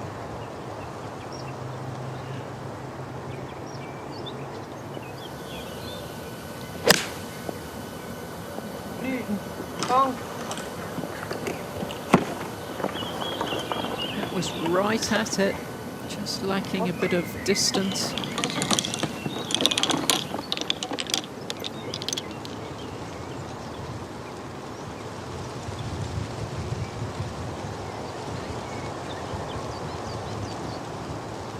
I'll tell you what, have you got a dog, Mickey? No, I grew up with dogs, but I Yeah. haven't got one at the Well, moment. I've got a dog, and I went for a walk this morning. I thought, what a lovely place this is to go and take your dog for a walk through the forest and looking at the mountains and the lakes. Plenty of room for the dogs to run around as well. Yeah. I saw a few spectators out with dogs this morning.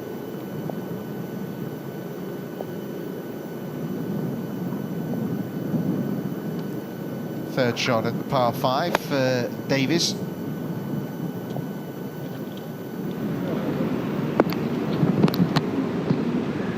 She's got an opportunity to birdie this hole.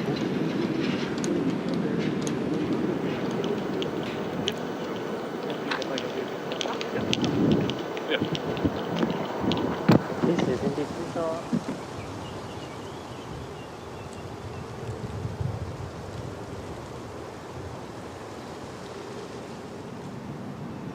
Back to the par 3 15th, just came up short. Mooseman.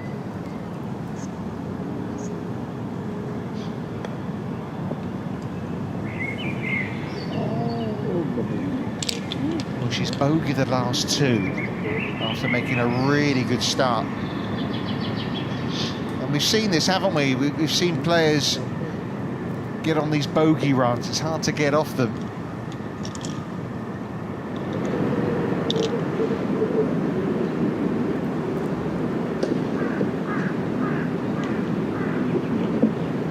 Yeah, sponsors board has been removed for Tambay. I think pace might go first here, though.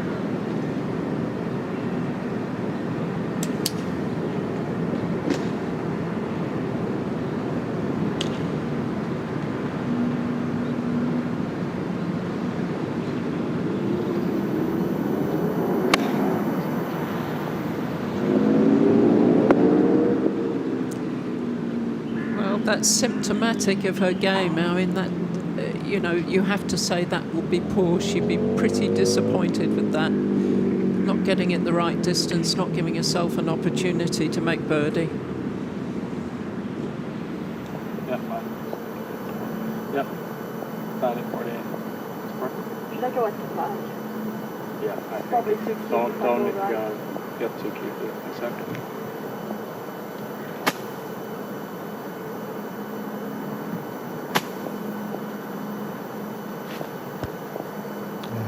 Met at college here in VT.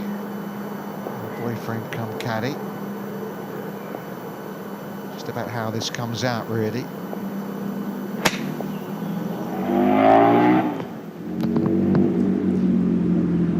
She was expecting that to really run out, coming out of the rough.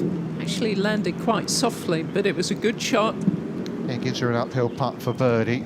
Turio's looking to somehow come out of this rut. And that's not going to help.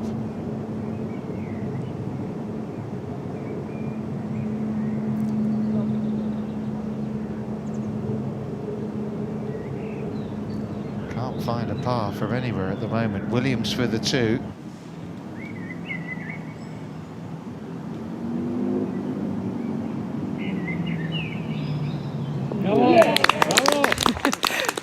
I thought for a moment that was going to miss, but I think she deserved that. Very well done.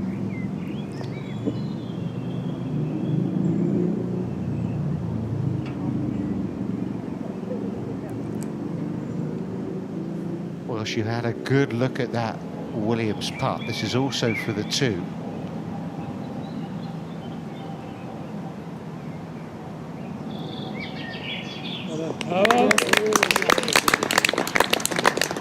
She's just stayed patient, nothing much happening for her, but that was good. That pegged her back to just 1 over par. And how you finish a round really can influence not only your night's sleep, but your attitude going into the next day.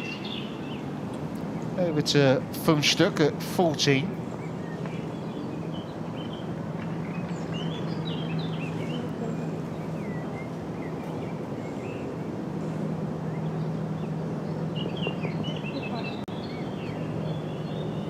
Well, a much longer birdie putt than she would have hoped for here, Leanne Pace.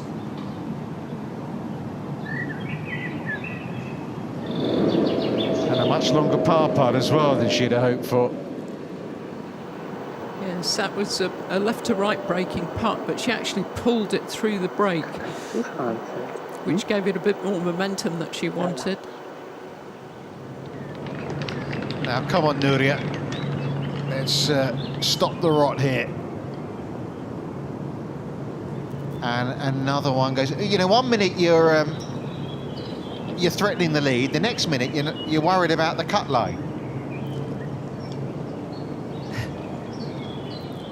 I mean, she has given away 7 shots on this back 9, and she's only played 5 holes. You really feel for her. I mean, it's horrible to watch. It's horrible to be the player it's happening to.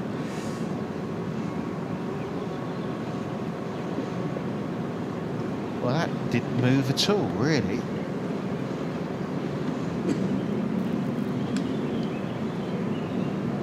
Been working with Sam Truman for about 9 months now. He's based at Reigate Hill in England. Working on her putting as well with Jamie Donaldson, putting coach. That's not the golfer Jamie Donaldson. No, it's a different one. They share the same name, but... yeah, but...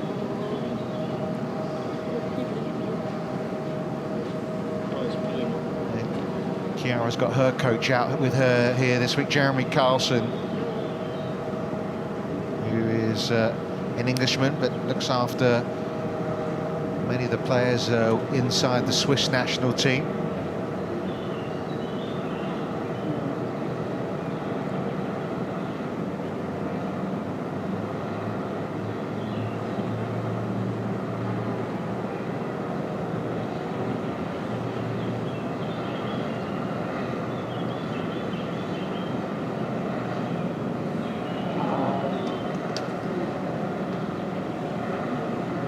Given what we're seeing from the scoring this afternoon, no one is better than 2 under par. I mean, you'd take a round in the 60s, wouldn't you, past 71 here, and try and make the most of the morning conditions tomorrow?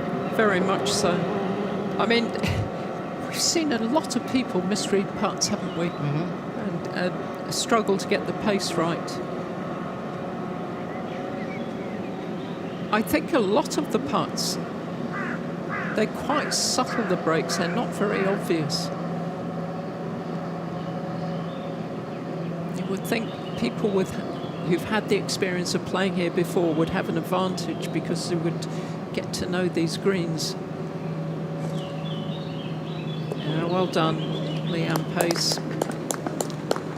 You'd settled for a par at the moment, the way things have been going.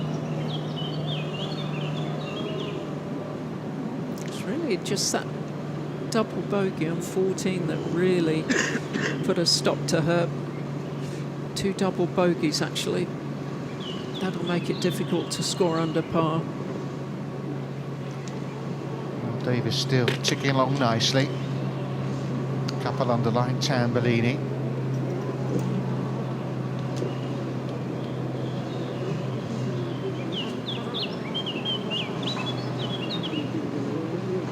To avoid 3 dropped shots in a row for Mooseman.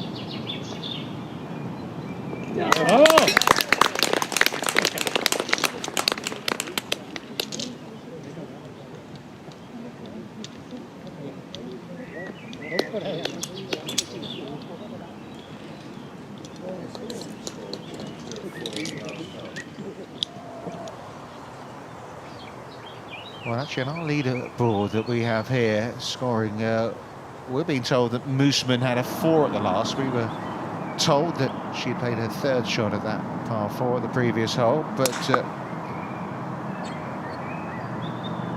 Yes. Well done. Thank you.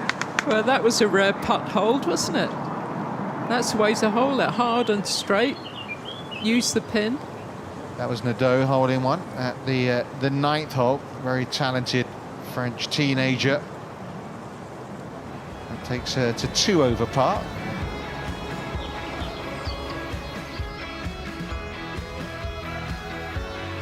'17th Mickey. Yes, second of 2 consecutive par 5s. This one the longer, 514 yards. In fact, it's slightly longer than that with the pin position. It's 517 yards. The pin today, 18 yards back, but just 4 from the left. So very important where you position your second to give yourself a good angle to attack that left pin.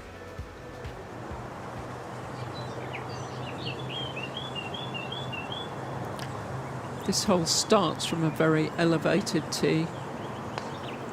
Good shot. Yes, please.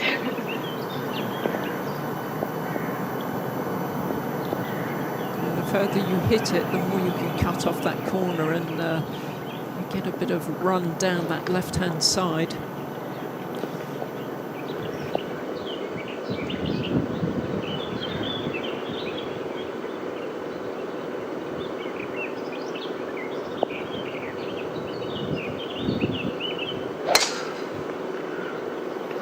They've got a couple of tees they're going to use at 17, a forward tee as well, but it's nice and elevated up there from where the players are hitting it right now. I think golfers love playing from elevated tees. You're already airborne, so, and you can really feel you can launch your ball. Playing with Nadeau is last season's KPMG Women's Irish Open champion. That birdie at 9 takes her to level par. She wasn't in the best frame of mind when I spoke to her on the range yesterday. She'd had a little bit of an issue with the S word. Oh. with the old shanks, and she wasn't feeling confident. Level par, decent front 9.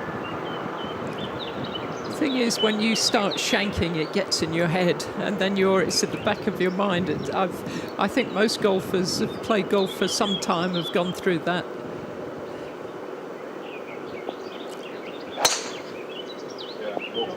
Yeah, nice tee shot from Tambellini. Keep on running. Yeah, that's a fast lane down that left-hand side. That's quite a long tee shot. Yeah, she can get it out there. The 24-year-old from St. Gallen in Switzerland, which is about an hour from here. Didn't actually play in this event last year because she was focusing on the Axis series, which she'd only just joined in June after turning pro. Well, we're still following Nuria Iturios. Let's hope for something good from her. Hole in one, maybe? Well, that wasn't a hole in one, but it was pretty good.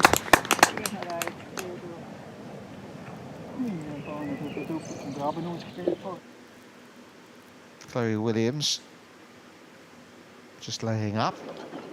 It's the par 5 16th.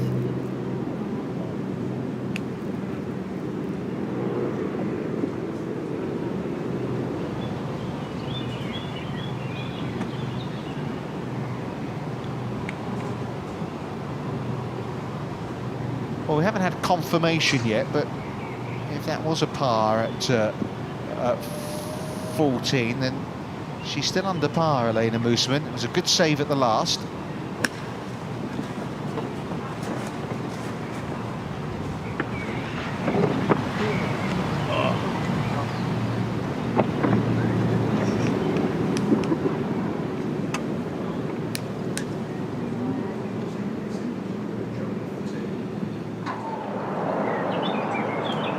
Danielle de Toy from South Africa.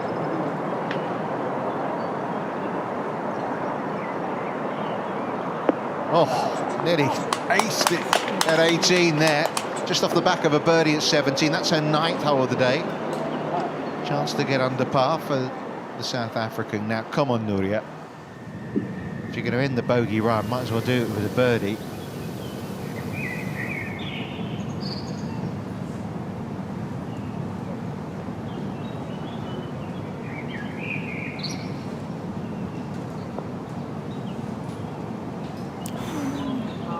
Well, it's one of those days. It was a super shot, great opportunity to change her fortunes maybe on these last few holes, but it's that sort of a day. It's just not going to happen.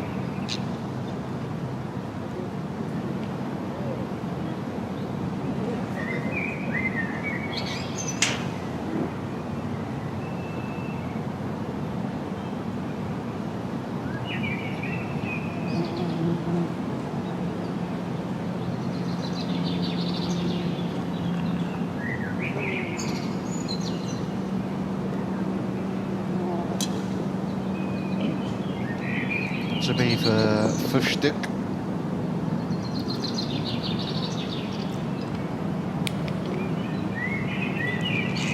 Now, first ever player from Poland to have a card on the Ladies European Tour, Dorota Zalewska.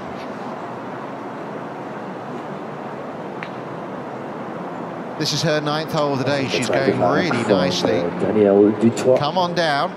Come on down. Looking good to get to 3 under. Fantastic shot. Using the slope and the spin perfectly. Starts the week 108th on the rankings. But nothing like a good week to solve that little problem. Looking down on the fairway at 17.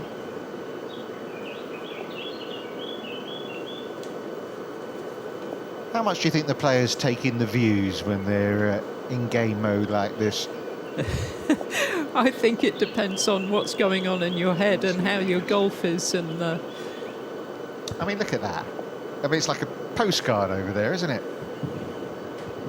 I think it's easier for us looking at it than the players. I think they're involved with their game and they're affected by their game.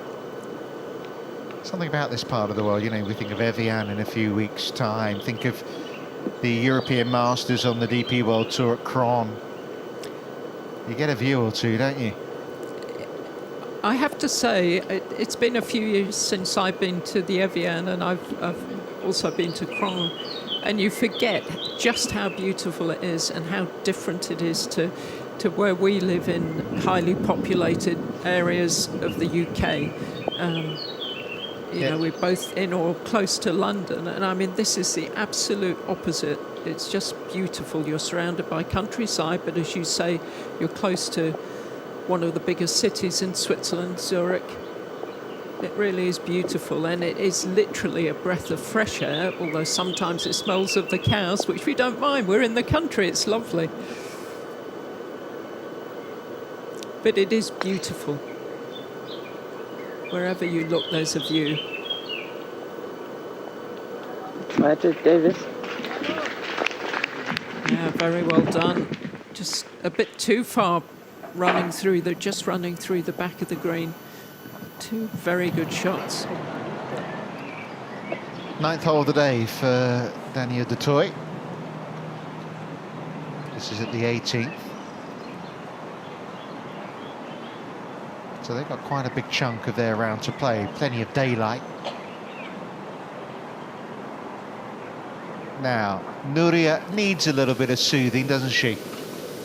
There's a couple of cuties over there. Maybe that will improve her frame of mind. She actually went to the top of the Riggy Mountain last year. She said she walked up it. Took her and walked up it, yeah, because I know you can get a train up there, can't you? She walked up it. She said it should normally take about an hour and a half or so. She did it in an hour. Look at that shot. How good was that? Yeah, she was trying to get her caddy David to go again up with her this year, but he says he's done enough walking this week on elevation changes. He doesn't need to walk up a mountain as well. That was some hike.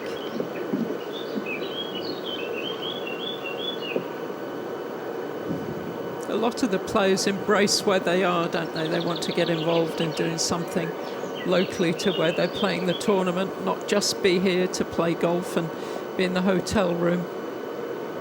Well, it's a terrific shot for Tambellini to follow here. She's changed club. Has she changed from an iron to a hybrid there?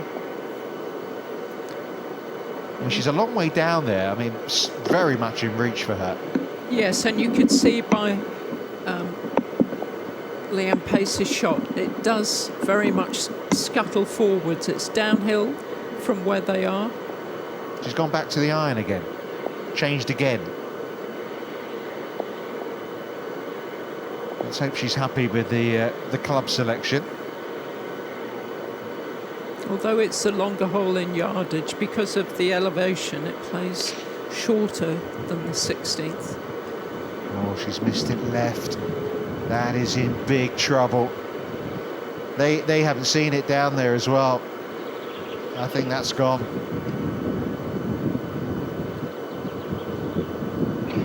She's home. Well, has she got the thumbs up? I'm sure she has, you know. Well, I don't think they saw it. No, I think you're right. They weren't aware of it. It went over their heads. They didn't see it. They didn't hear it. I think she should play three from where she... play another one from where she was. Yeah.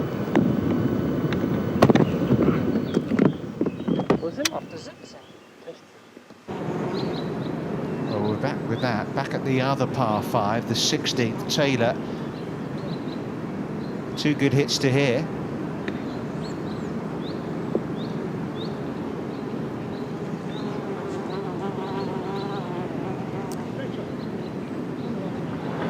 was nicely played, but more evidence that the greens are drying out.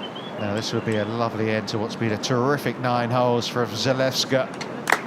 Well done. Well, she's the leader out on the course, 3 under par. Within a couple of the lead, 3 birdies, no drop shots. Impressive, very impressive. Yeah, we've had Adrian Moronk in the men's game.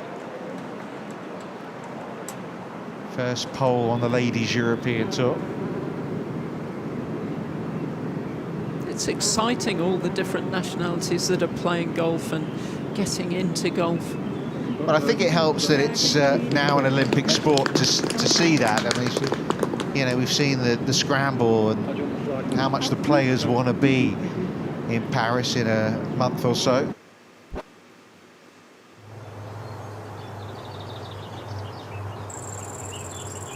Got a few players who have qualified for the Olympics in the field this week as well.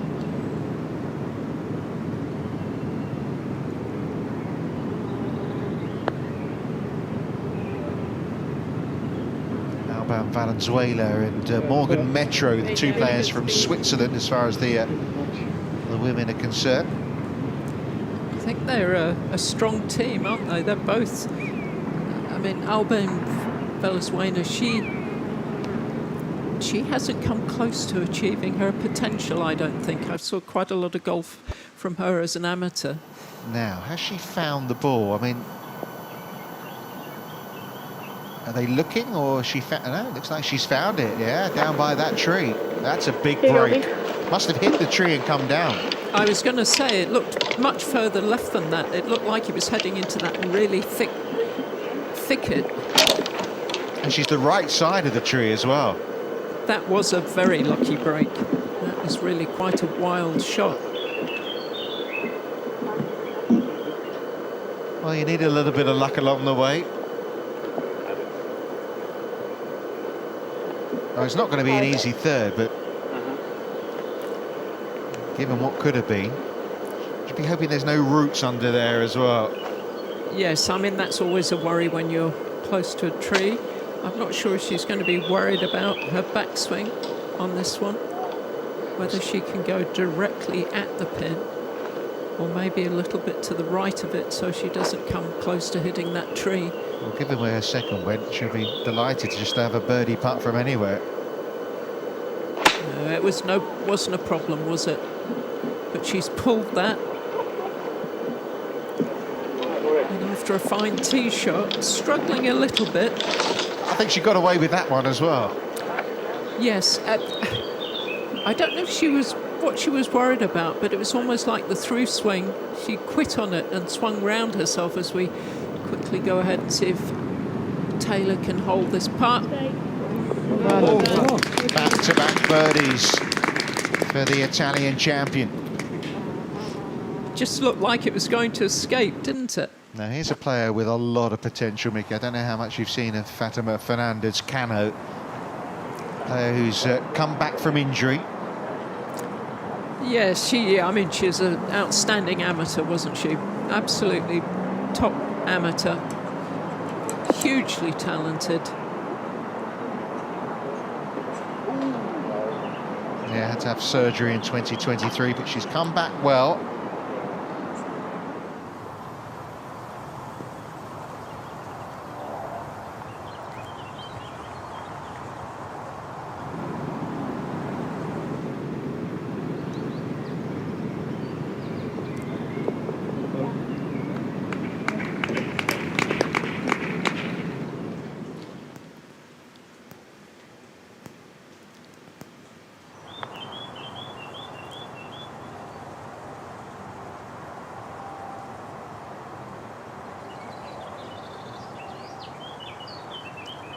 Little bit clumsy. Now here's the player who finished second to Chiara Tambolina at the Joburg Ladies Open, and Chiza Utama of Thailand. Yeah, lovely shot. Well, they're making the 18th look easy today, aren't they? If you get the tee shot away, you can give yourself a good look like that.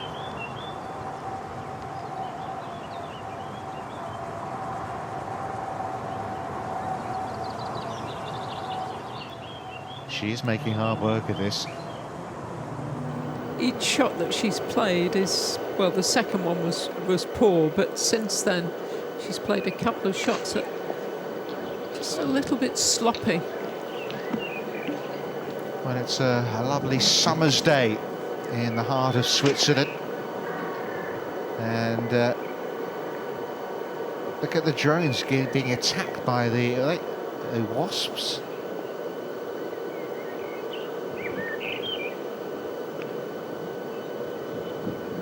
Gives you the shivers, doesn't it?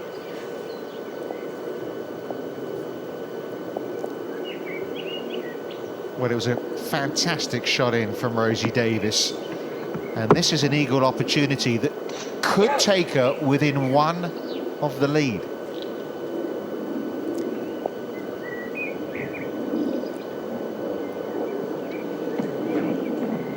That's what you have to do. She's just kept plugging away, and as you say, suddenly an opportunity to really make a big move. Oh, brilliant, absolutely brilliant. Well done, Rosie Davis.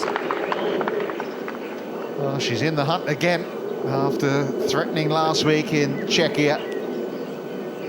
Back in amongst it in Switzerland, moves to 4 under. And if she can birdie the last, she'll match our co-leaders, Kirsten Rudgley and Caroline Hedwall. She's done well, hasn't she? Nothing really happening at the start of her round. She had that bogey early on, and now, you know, she really has turned this into an excellent round of golf.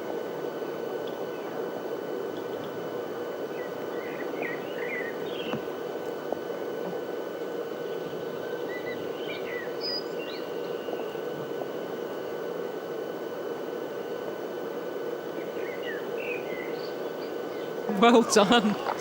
Well done. You can always make your round, any round, better if you can birdie a hole or a couple of holes. Yeah, back to level par for what's been a real up and down day for Leanne Pace. What's that, 5 birdies on the card and she's level par? So we've had a 3, we've had a 4. Let's hope this is a 5 for Chiara Tambellini. Well, big smiles from those two, and so they should be. It's an important putt, you feel this.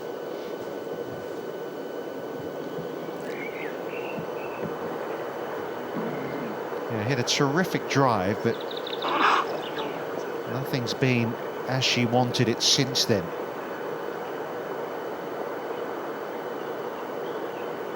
Yeah, well done. Well done. Yeah, it was a good 5 in the end after what she went through. So the Swiss favourite moves to the 18th and within touching distance of the leaders, but it's Rosie Davis in that group who has emerged. You can see Anne Charlotte Mora, who led the way after day 1 a year ago. She could be leading after day 1 again. She's moved to -4 too.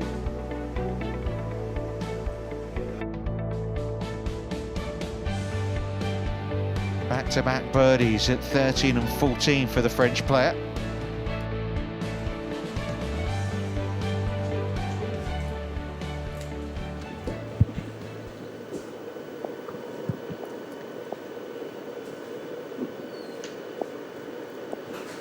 Back on the 18th. Rosie Davis's tee shot. Yeah, great drive. Well, that's always a good sign when you bend down to pick the tee up, and that, I know that's just on the, just caught the semi-rough, but that actually is in a great position. Some big trees on the right-hand side here, and you want to be down the left. There's a look at it. You see there's a clump of 3 trees on the right-hand side. There's a bunker on the left-hand side, but Rosie Davis in prime position. Really good driving hole, this.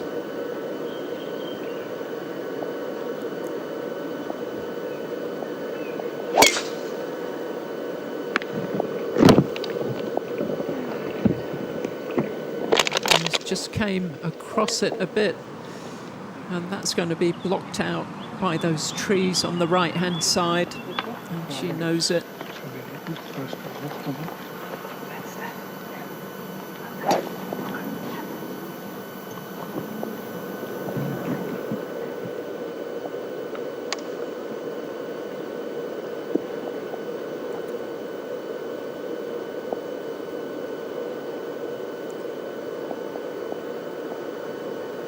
Tambellini, the last of the 3 ball to hit. She didn't hold back on that one. Yeah, that is a long way down. A very short shot left. Yeah. Thank you. Appreciate it. Pin today just cut 5 yards in from the left-hand side.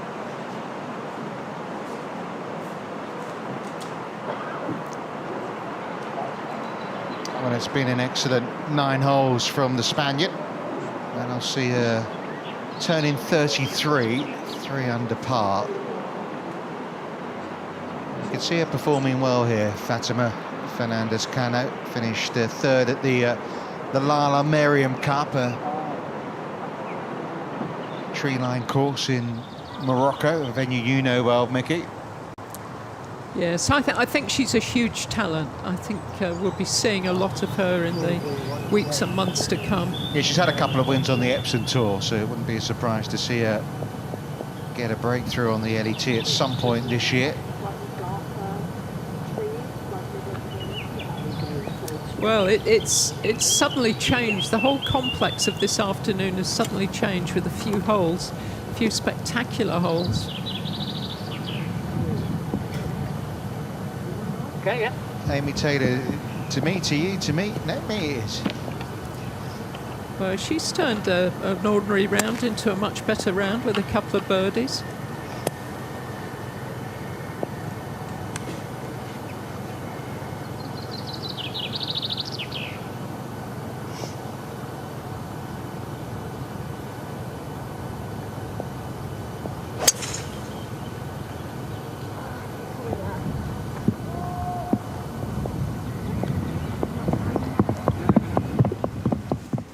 You can see the wind behind, the fairways firming up.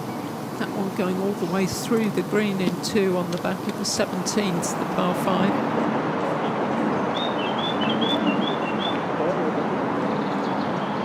Thai player, well done. Nice way to finish a round. Actually, sorry, finish her 9 holes, I should say.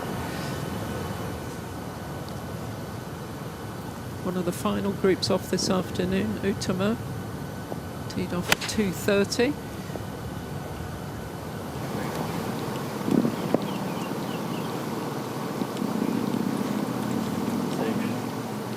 Well, this one was just one. Now is that on the front edge there? I think it has. 16th hole, birdie putt for Nuria Turios. Maybe seeing those couple of little dogs down the side of the fairway brought her a bit of luck. Come on, keep going. It's just not happening, is it? She's hit some better shots though.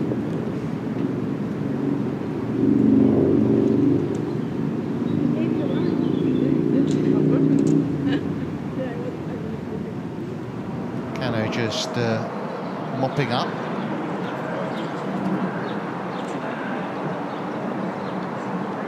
Now drop shot unfortunately, so she does go back to 2 under. Also Fatima Fernandez-Cano gemeinsam mit Teresa Benetzia überspielen dieses Baumes dürfte also kein Thema. I think he's saying she's 28, based in Alabama, plays under the flag of Spain, something like that. Here is that 18th hole where you can hear the gentleman over the loudspeaker.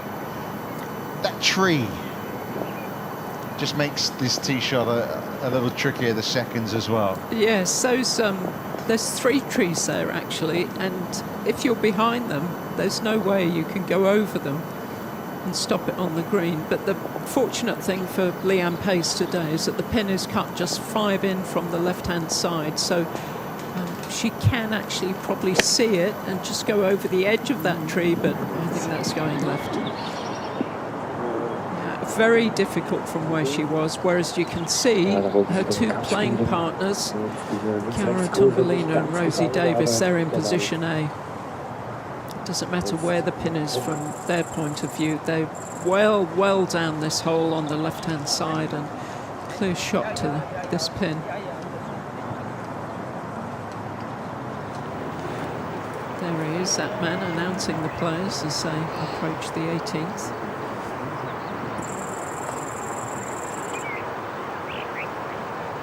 Well, a birdie, and she will make it a three-way tie at the top, Rosie Davis.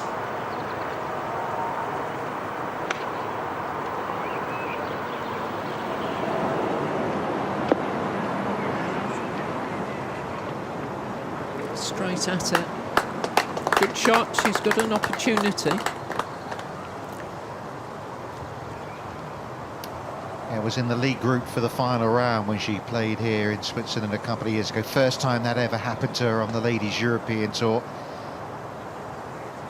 And last week kind of backed it up. I know it's a couple of years in between, but kind of backed that up.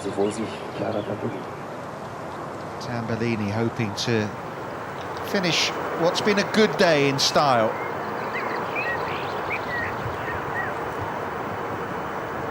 It's an enormous green, this 18th. It's 48 yards deep. The pin today, probably the easiest position it can be in the big section at the front left of the green. Just going to be a little bit of a wedge from Tombolini, and she's left it in the right place beneath the hole, putting straight up that green. She's got a chance. Par 71, she'll have putter in hand, trying to post a round of 68, which will match the best from a Swiss player. Rosie Davis, though, has an opportunity to match the 66s of Rudgley and Hedwall. Das Joburg Ladies Open gewonnen und war auch Zweitplatzierte beim Jabra Ladies Open 2024. You can see, though, it's a three-way tie at the top because Anne-Charlotte Mora has made it a third birdie in a row. Birdies at 13, 14 and 15. She's got two par fives to come. I don't know if she'll shoot the 62 she shot last year, but she won't be far away the way she's going. No, and we know that she can go low, as you say. You mentioned that 62 and her one win a couple of years ago. She shot a low round there as well.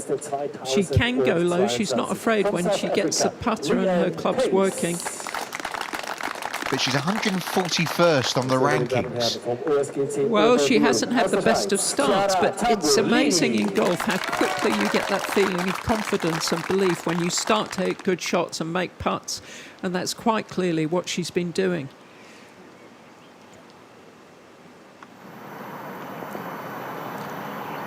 She's got a lot of sand to cover to get to the green here.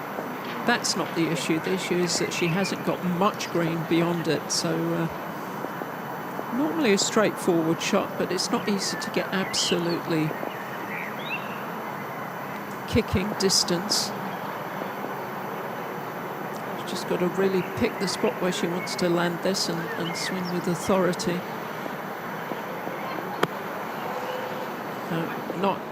You heard the contact there, not enough sand. Just wondered if that was going to come down the slope a little bit. We saw Zalewska shot in, didn't we? A bit of spin did. Yeah, she hit the sand and it bounced into the ball. Sort of like a drop kick.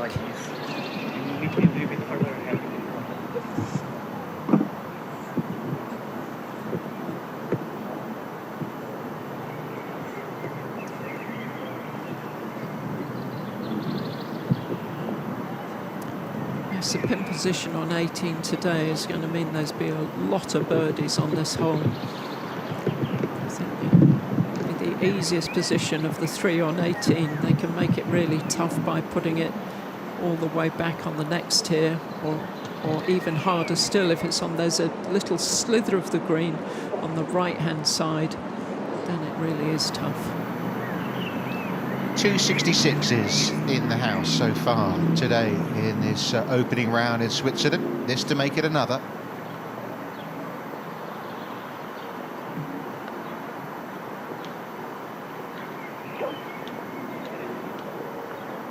Oh, what an effort.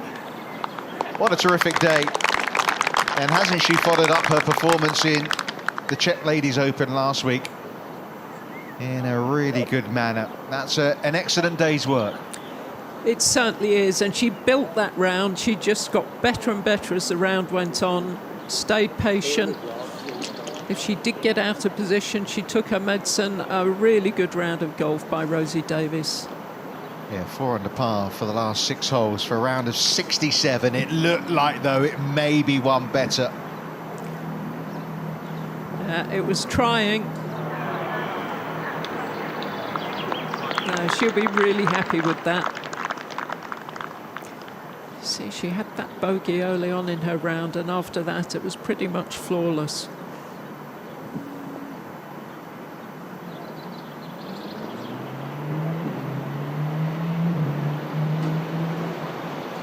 Was walking after that as soon as she hit it, Leanne Pace.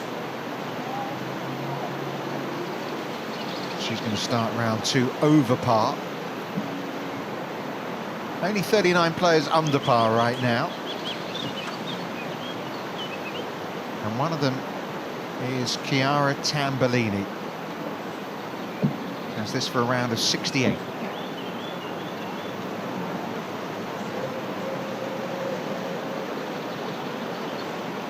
Given the expectations and the pressures that come with that, that would really be a super effort.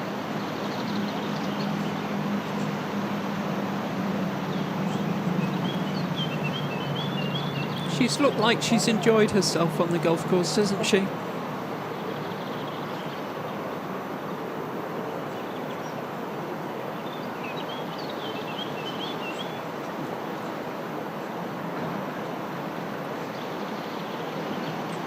Well, we know this will have a little bit of right to left on it.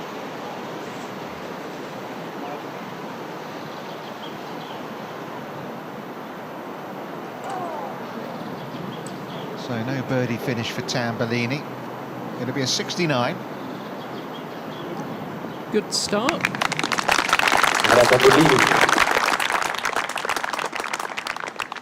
Yeah, amongst the runners.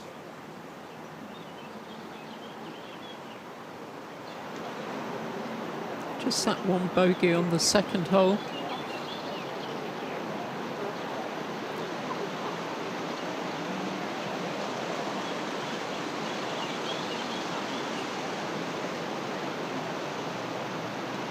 Real up and down day for Leanne Pace. 5 birdies, but she's thrown in a couple of doubles and a couple of bogeys now with that drop shot at the last, ending her round with bogey 5s. Für die Schweiz, die ihre erste Runde mit -2 beendet, damit zweitbeste Schweizerin ist hinter Kim Metro und mit -2 auf dem geteilten 18. Platz. Well, they'll go out tomorrow morning and try and post a good number. Well, there was a lot of good stuff in Leanne's round, but a couple of double bogeys, and that's what did for her today. Here's the co-leader, and Charlotte Mora.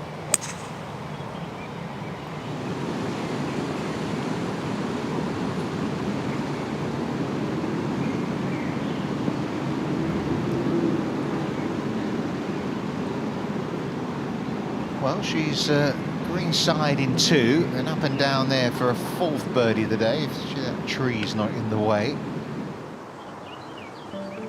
Started the round with a double bogey. It's been pretty superb. It's almost reminiscent of what she did last year when she opened up with a round of 62. Finished 3rd in the end, the French player. Right now alongside Hedwall and Rudgley, day 1 of this VP Bank Swiss Ladies Open. There's Rosie Davis, shooting 67 this afternoon. Very nicely placed through 18 holes for the English player.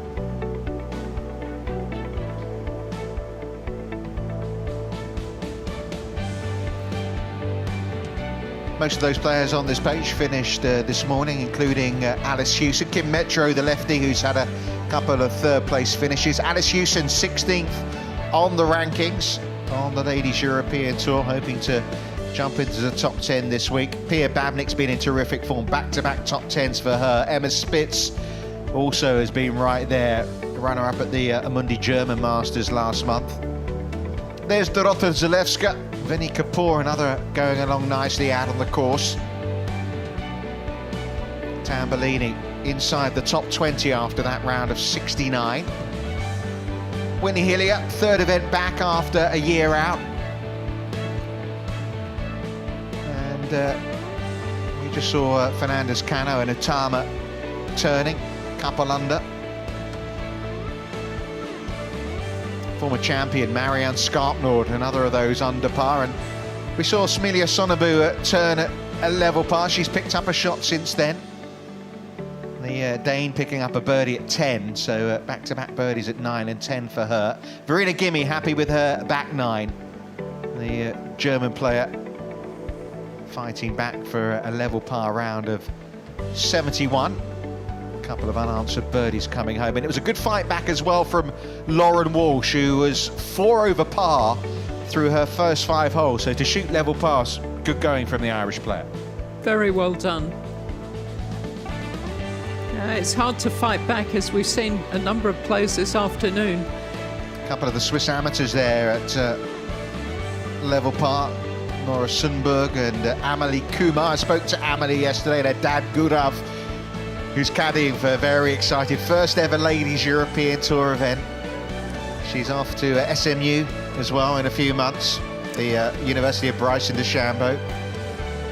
It's exciting times, isn't it? You would be incredibly excited to tee it up in your home country and starting a new life. Sophia Sindersberger, another one playing on the LET for the first time. She's off to West Palm Beach, where she's going to university in a few months' time. She's a member here at Golf Park Holzhausen, and here, I tell you, I promise you, that is Anne-Charlotte Moore behind the branches.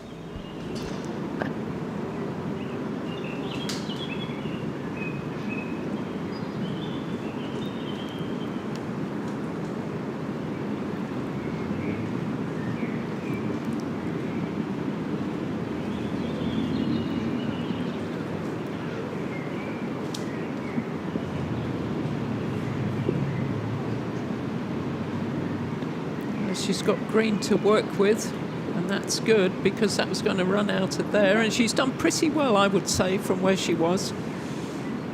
She's going to have that left for a birdie. Oh, there we go.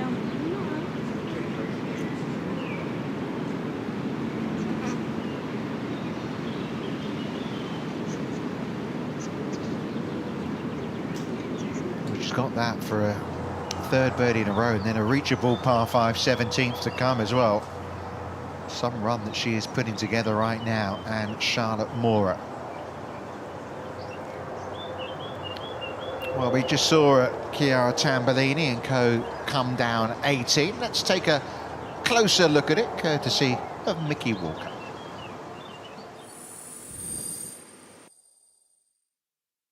The 18th here is, I think, probably the best hole on the course, and what a great hole to have as the 18th. It's a very demanding tee shot. You see those big trees, oak trees on the left hand side. If you get behind them, you don't have a clear shot to the green. If you go too far left in the fairway, which is a position you want to attack the green from, there's a bunker, so you don't want to be there either. Then when you get to the green is 48 yards deep, biggest green on the course, and it's got 3 very different and distinct sections. It's got a big section on the front left of the green, then it's got a skinny section on the front right of the green, and it's got this big section at the back. You want to be in the right section, otherwise you could have a long putt and a very tricky putt to finish off. This really will be crucial if the match is tight coming to the 18th. Yeah, that's right. Remember last year, Lexi Furstein making a lovely birdie to seal the deal. What was her breakthrough win? very close to the trees here for Chloe Williams.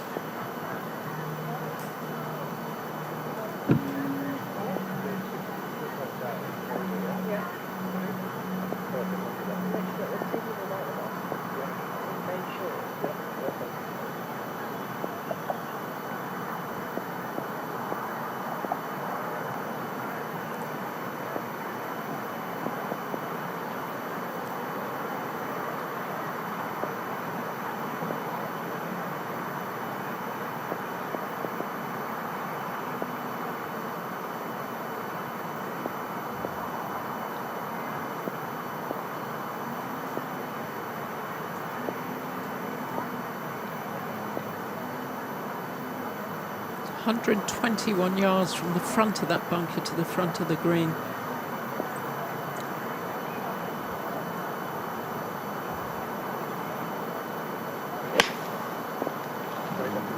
She seemed to make a good contact.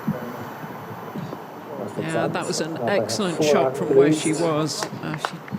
Using that rise, that ridge in the green to get some movement back towards the hole. That was a really good shot. All about the contact, ball first.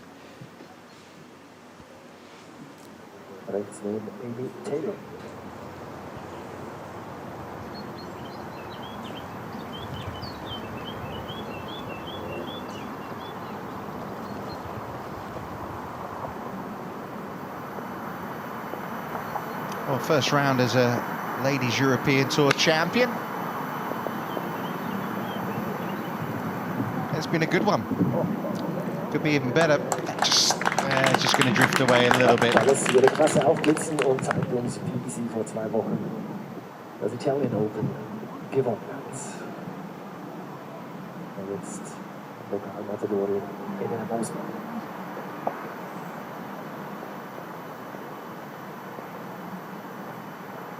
Perfect spot this for Moosman. They changed the score, by the way. We said it was a bogey. They changed it to a par. It was a bogey. We were right the first time. So she is at level par. And there's been a change of score, unfortunately, for Rosie Davies as well. It's come at that same hole as well. That 14th hole, she had a bogey there where we were told it was a par. So she had a 68 in the end, 3 under. Mora for 4 birdies in a row and the outright lead. At least I hope it is.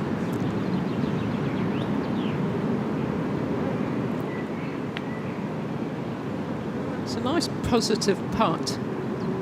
It's good to see players getting their putts running at the hole like that. But just a par.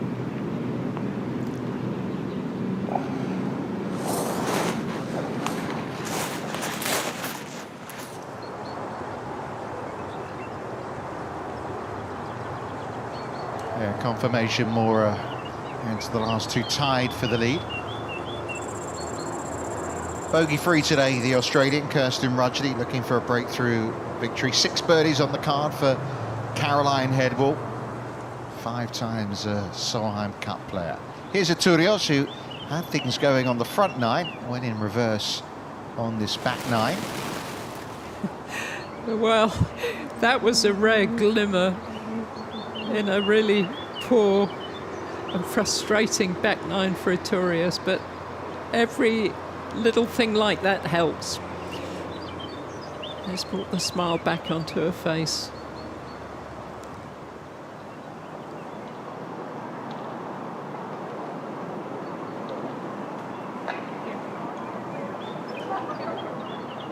It just shows you when you've got a green like this with distinct different sections and you've got those enormous trees on the right hand side, you can make this hole into an extremely difficult one or actually quite an easy one, and I would say this is the easiest position the pin could possibly be on today. It still doesn't make it a shoe-in because we've seen already that a couple of players who've putted on this green have struggled to actually get the break of the putt absolutely right. We've seen a number of opportunities.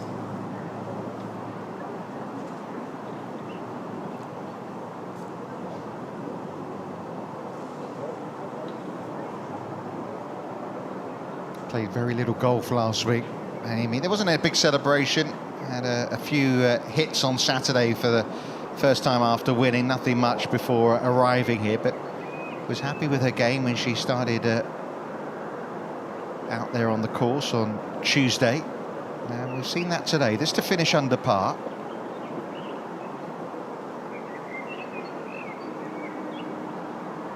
Oh, what a great effort. She started the week in Italy, Mickey, by throwing a coin into the Trevi fountain and making a wish. Hers came true. What a good story. I saw that picture of you by the fountain too. Yeah, lovely. What Did you throw a coin in? Yeah. I won't ask you what you wish. Well, you're not for. allowed to say, are you, unless it comes true? No, it won't come true then if you do. Yeah. And no, Fulham won't win the Champions League, if that's what you're thinking. Round of 71 for Taylor. Got Gary Deploy there on the bag. He had spent much of this season on the bag for Bronte Law, the current #1 on the Ladies European Tour rankings.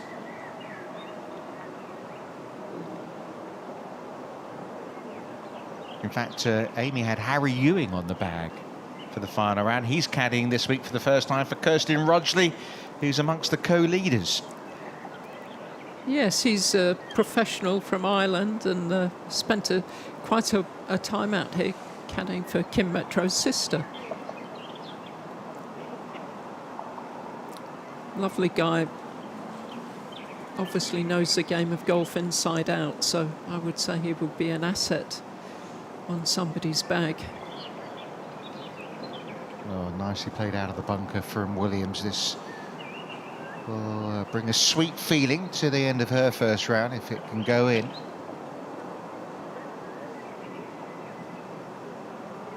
How did that miss? Didn't move, did it? Not as much as she thought. She can't believe it. Came so close to winning here last year, Chloe Williams.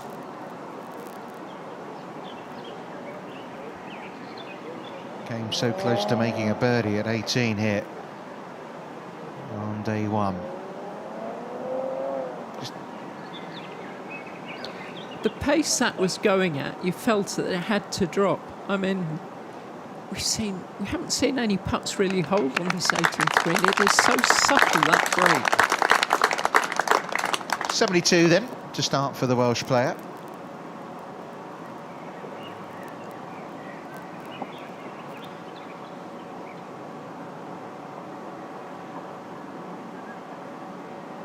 Now, the cheers have been loudest out on the course for Moosman. Certainly will be if she can birdie at 18. It's almost like there's cling film over the top of the hole. Well, she got a couple under par through 11 holes. Moosman said to herself to stay patient out there. Playing on a home course, lives 5 minutes away from this golf course as well, so staying at home this week. Level par round for her. Even Paar abgeschlossen, aktuell zwischen Rang 41, drittbeste Schweizerin im Feld momentan. Und auch noch einmal. Well, no one's played themselves out of it amongst those three. None of them really amongst the thick of it either. No, battling rounds of golf, I would describe those as. She's got one, just her second birdie of the day for Sarah Schelke.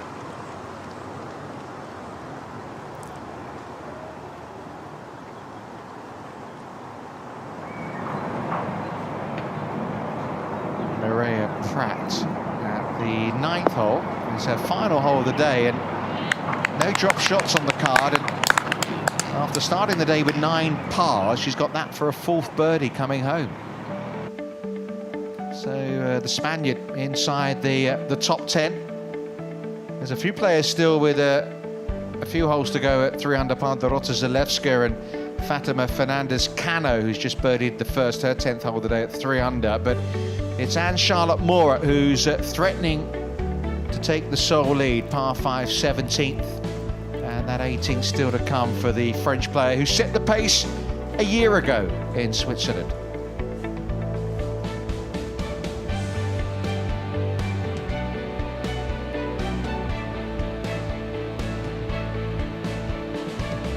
Vanni Kapoor, another one who's making a back nine charge, started at the 10th, so the front nine of the golf course. She's had 4 birdies as well, so a couple of holes to play for the Indian.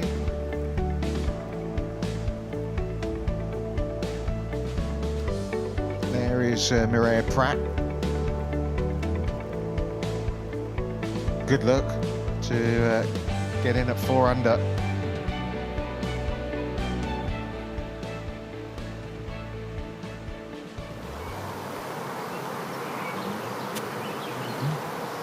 Well, she's a long way back here, isn't she? Nuria Torres, I don't know if she called a tree.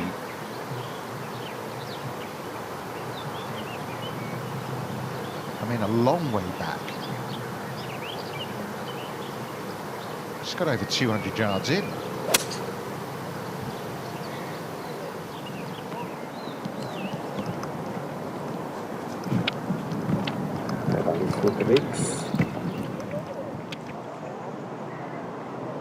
Und auf den Grün. Doppelschlag. That was a bit of a mystery why she was so far back. If that's her ball on the putting surface, it's a terrific second.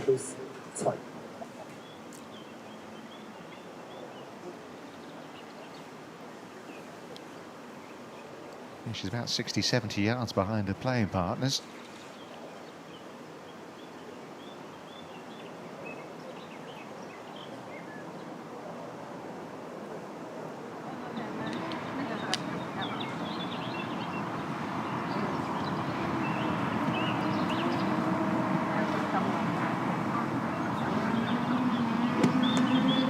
Finished 11th on the rankings last season, Sarah Shakeup. Runner-up at the Indian Open.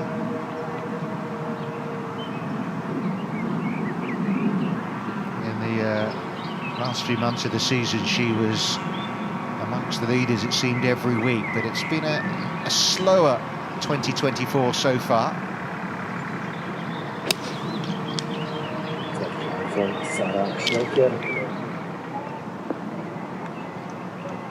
Good shot.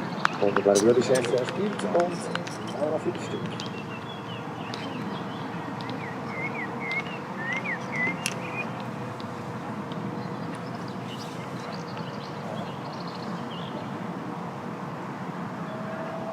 Stuck from the left side at 18, day one of this VP Bank Swiss Ladies Open.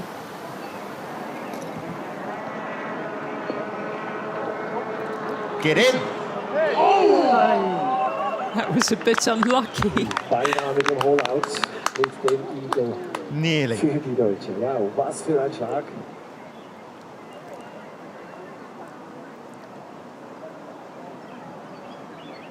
Da hätte sie sich um 2 Schläge verbessert und wäre bei ihm Paar 5 under par, leading the way. 41. Platz gelandet. And this was nearly the best way to finish a round.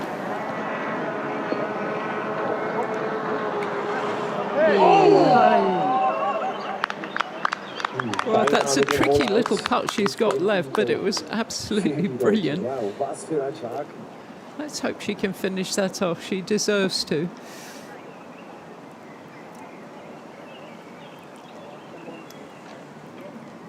Yeah, there were times a couple of seasons ago where Laura Funchstuck wondered whether she would carry on playing, had real health issues. Times where she couldn't actually walk for longer than 10 minutes without being in pain.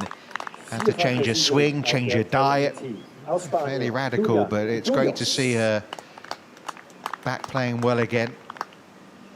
15 Top Tens in ihrer Karriere. Aus Deutschland, herzlich willkommen, Laura Funchstuck. Of course, last year she lost out in a playoff to Nuria Torres at La Sella. They went down the 18th in a playoff, and Nuria won that tournament. It was a superb tournament. being played again this year, a week after the Solheim Cup. Yeah. She played a lovely shot in there, but it wouldn't have been for an eagle too. Apparently she's played 3 off the tee, so that was for her par. Would have been an unlikely par.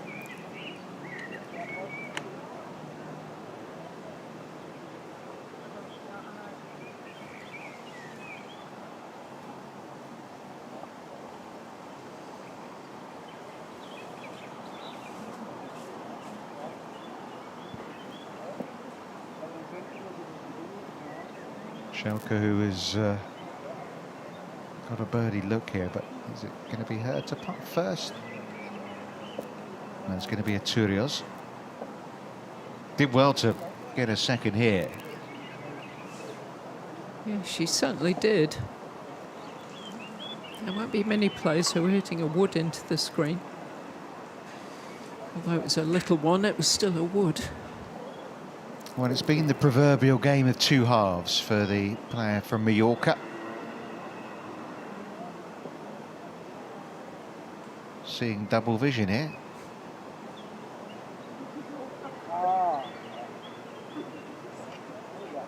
Out in 31. And then the handbrake came on big style.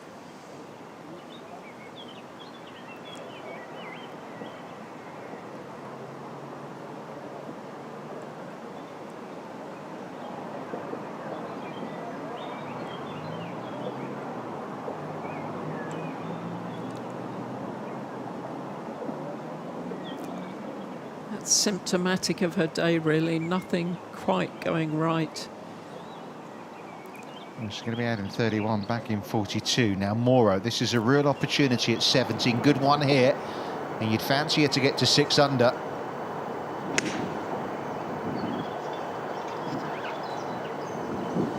Leading as if it's gone a little right, and it's found the bunker.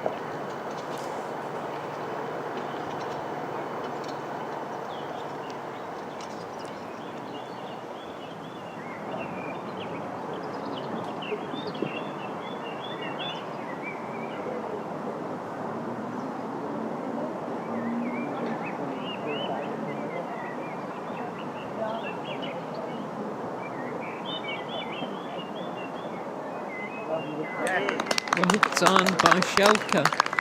Yeah, patience persevered in the end. Couple of birdies to end the round, all smiles. And in the end, a 69. Yeah, pretty good round of golf there. I mean, as you said, she contended so often last season, and you felt that she was probably one of the players that was about to record a win because she was up there so often. It's good to see her back showing some form. She said that the way she ended the season, that probably at the start of this year she had too many expectations because of that, and that ended up being detrimental to her. So maybe now she's relaxed more into the season and she will start to flourish again. Funchtik, as we mentioned, had 3 off the tee. So a decent 5 in the end. 3 over par, work to do tomorrow. Because when it's a 54-hole tournament as well, it's more of a sprint. Yes, of course, the cut after play tomorrow. But there's an awful lot of players ahead of Laura.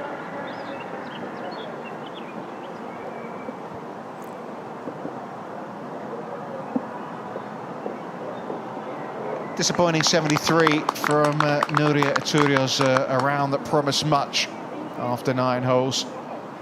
And then went considerably wrong.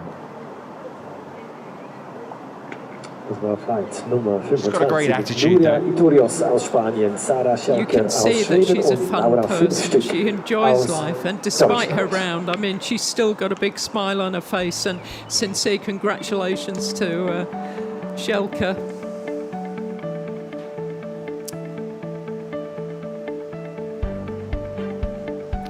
Is the state of affairs. Fatima Fernandez-Cano has just made it back-to-back birdies at 1 and 2. She moves to 4 under par out on the course. And Vani Kapoor of India has joined the leaders. 6 birdies in her last 9 holes. What a run that is from Kapoor. Joins them at 5 under par. Also on that mark, Kirsten Rudgley. She was done earlier, chatting to Edgar Morse. Very, very well played out there. Obviously early days, but currently the leader. Tell me about your day. I mean, me and Harry, this is our first tournament together. We did some sensible shots and just hit it pretty close all day and hold a few putts. How do you assess this golf course? Got some magnificent views off some tees, lots of dog legs, lots of changes in elevation. So how do you sort of do well on this course, if you like? Yeah, definitely. I think you need to prepare properly on it before the tournament. Just get the right numbers. Just make sure the elevation is correct on the book. But no, like the mountains and the snow, I keep looking at all the snow on the mountains because obviously we got nowhere near snow, so it's nice to see. Yes, it's a pretty spectacular place to play golf. And a little bit, a word about your caddy as well. Obviously, he's come off a very good week in Italy, as did you, of course. You played well there. But what was the reason behind the change and how do you think it's going to help you? I've been looking for a caddy for a while. And I think Harry and myself get on really well, so we'll see where it takes us. And what difference do you think he's going to make to your game?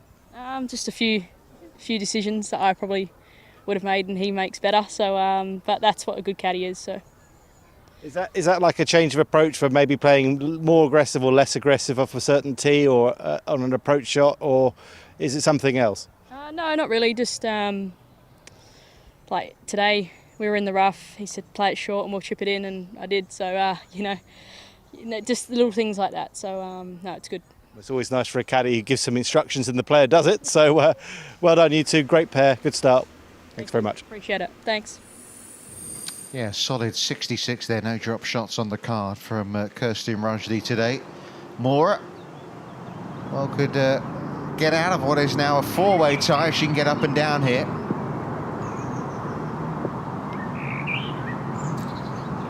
Almost. She had a lot of ground to cover. Played it nicely, just with that amount of spin on it, she could have afforded to land it closer to the pin. Yeah, Moore outside the top 100 on the rankings, as is Vani Kapoor. What a run she's made. 6 birdies in 9 holes. Here she is at her final hole, the 9th. And it was right at it. It was. It's tough to be brave on this 9th hole where the pin is. You don't want to go too far. So, you don't see many players actually get the ball back to that pin, but it was a good shot. She's going to have an opportunity to break out at that tie at the top. Well, Vani Kapoor and Anne-Charlotte Moore will both have putts to move to 6 under par in a moment, but we're going to hear from one of the players that finished at 4 under, the very much informed Spaniard, Maria Hernandez. Maria, very, very well played once again out there today. 1 off the lead after day 1. How do you reflect on it? I played very good, very solid all day. I had a lot of birdie chances. Just didn't make as many as I would like to, but it was a good day. But, I mean, your form has been good coming into this week. What do you think is working so well at the moment? Well, I've been playing very good since Korea. It was just not making any putts. So I made a change on the pattern at the Scandinavian mix, and I think that's what it made the difference. Some players pick and choose tournaments. You've been playing all the tournaments. How's that been like for you? Well, I play all the tournaments. I can feel them right now, but it's good. I just have this week and next week and ready to go home. Playing the tournaments, has it given you a bit more consistency in your game, or has there been sometimes you think maybe I should have had the week off and work on individual things? Looking back on it, how do you reflect on that decision? Well, I think I just kept going because I thought I was close, but I wasn't scoring well. So I think it was the right thing to do. It's true that it was a couple of days that it was sometimes I was a little bit too tired, but I mean, I'm happy in the position I'm today and just keep going 2 more weeks. And you're going to take some time off eventually. And what are you going to do? Tell us about it. It's something a little unusual for the rest of Europe, but for you, it's a tradition. Yeah, I'm from Pamplona, so next week, well, right after London is the running with the Bulls for like from the 6th to the 14th of July, so I can't wait for it. And you're going to not run with the bulls, let's just get this right. You might ruin your season, you don't want to get run over by a bull. You're going to be watching out the window, drinking, partying and having a great week and letting your hair down. Is that the idea? That's the idea, yes. Not running, looking at them and just having fun and enjoying my time at home. It'll be great fun. We look forward to seeing you back on tour after that. Well done today. Thank you very much. Thank you. Yeah, almost exactly 14 years since her one and only win on the Ladies European Tour, Maria Hernandez. This to get to 6 under par for Mora. Being very positive with that putting stroke. Didn't make the most of the opportunities though at 16 and 17. What do you make of what we've seen then today, Mickey? Well, there have been some real comebacks this afternoon, haven't there?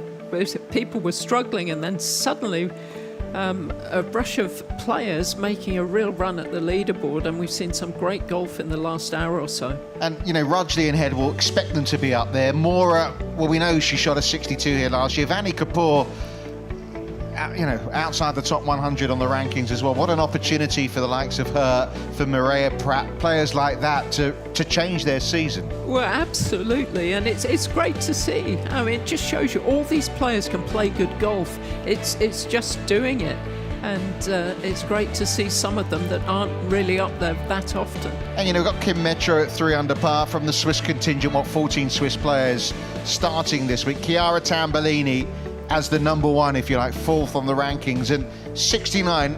How do you think she'll reflect on that?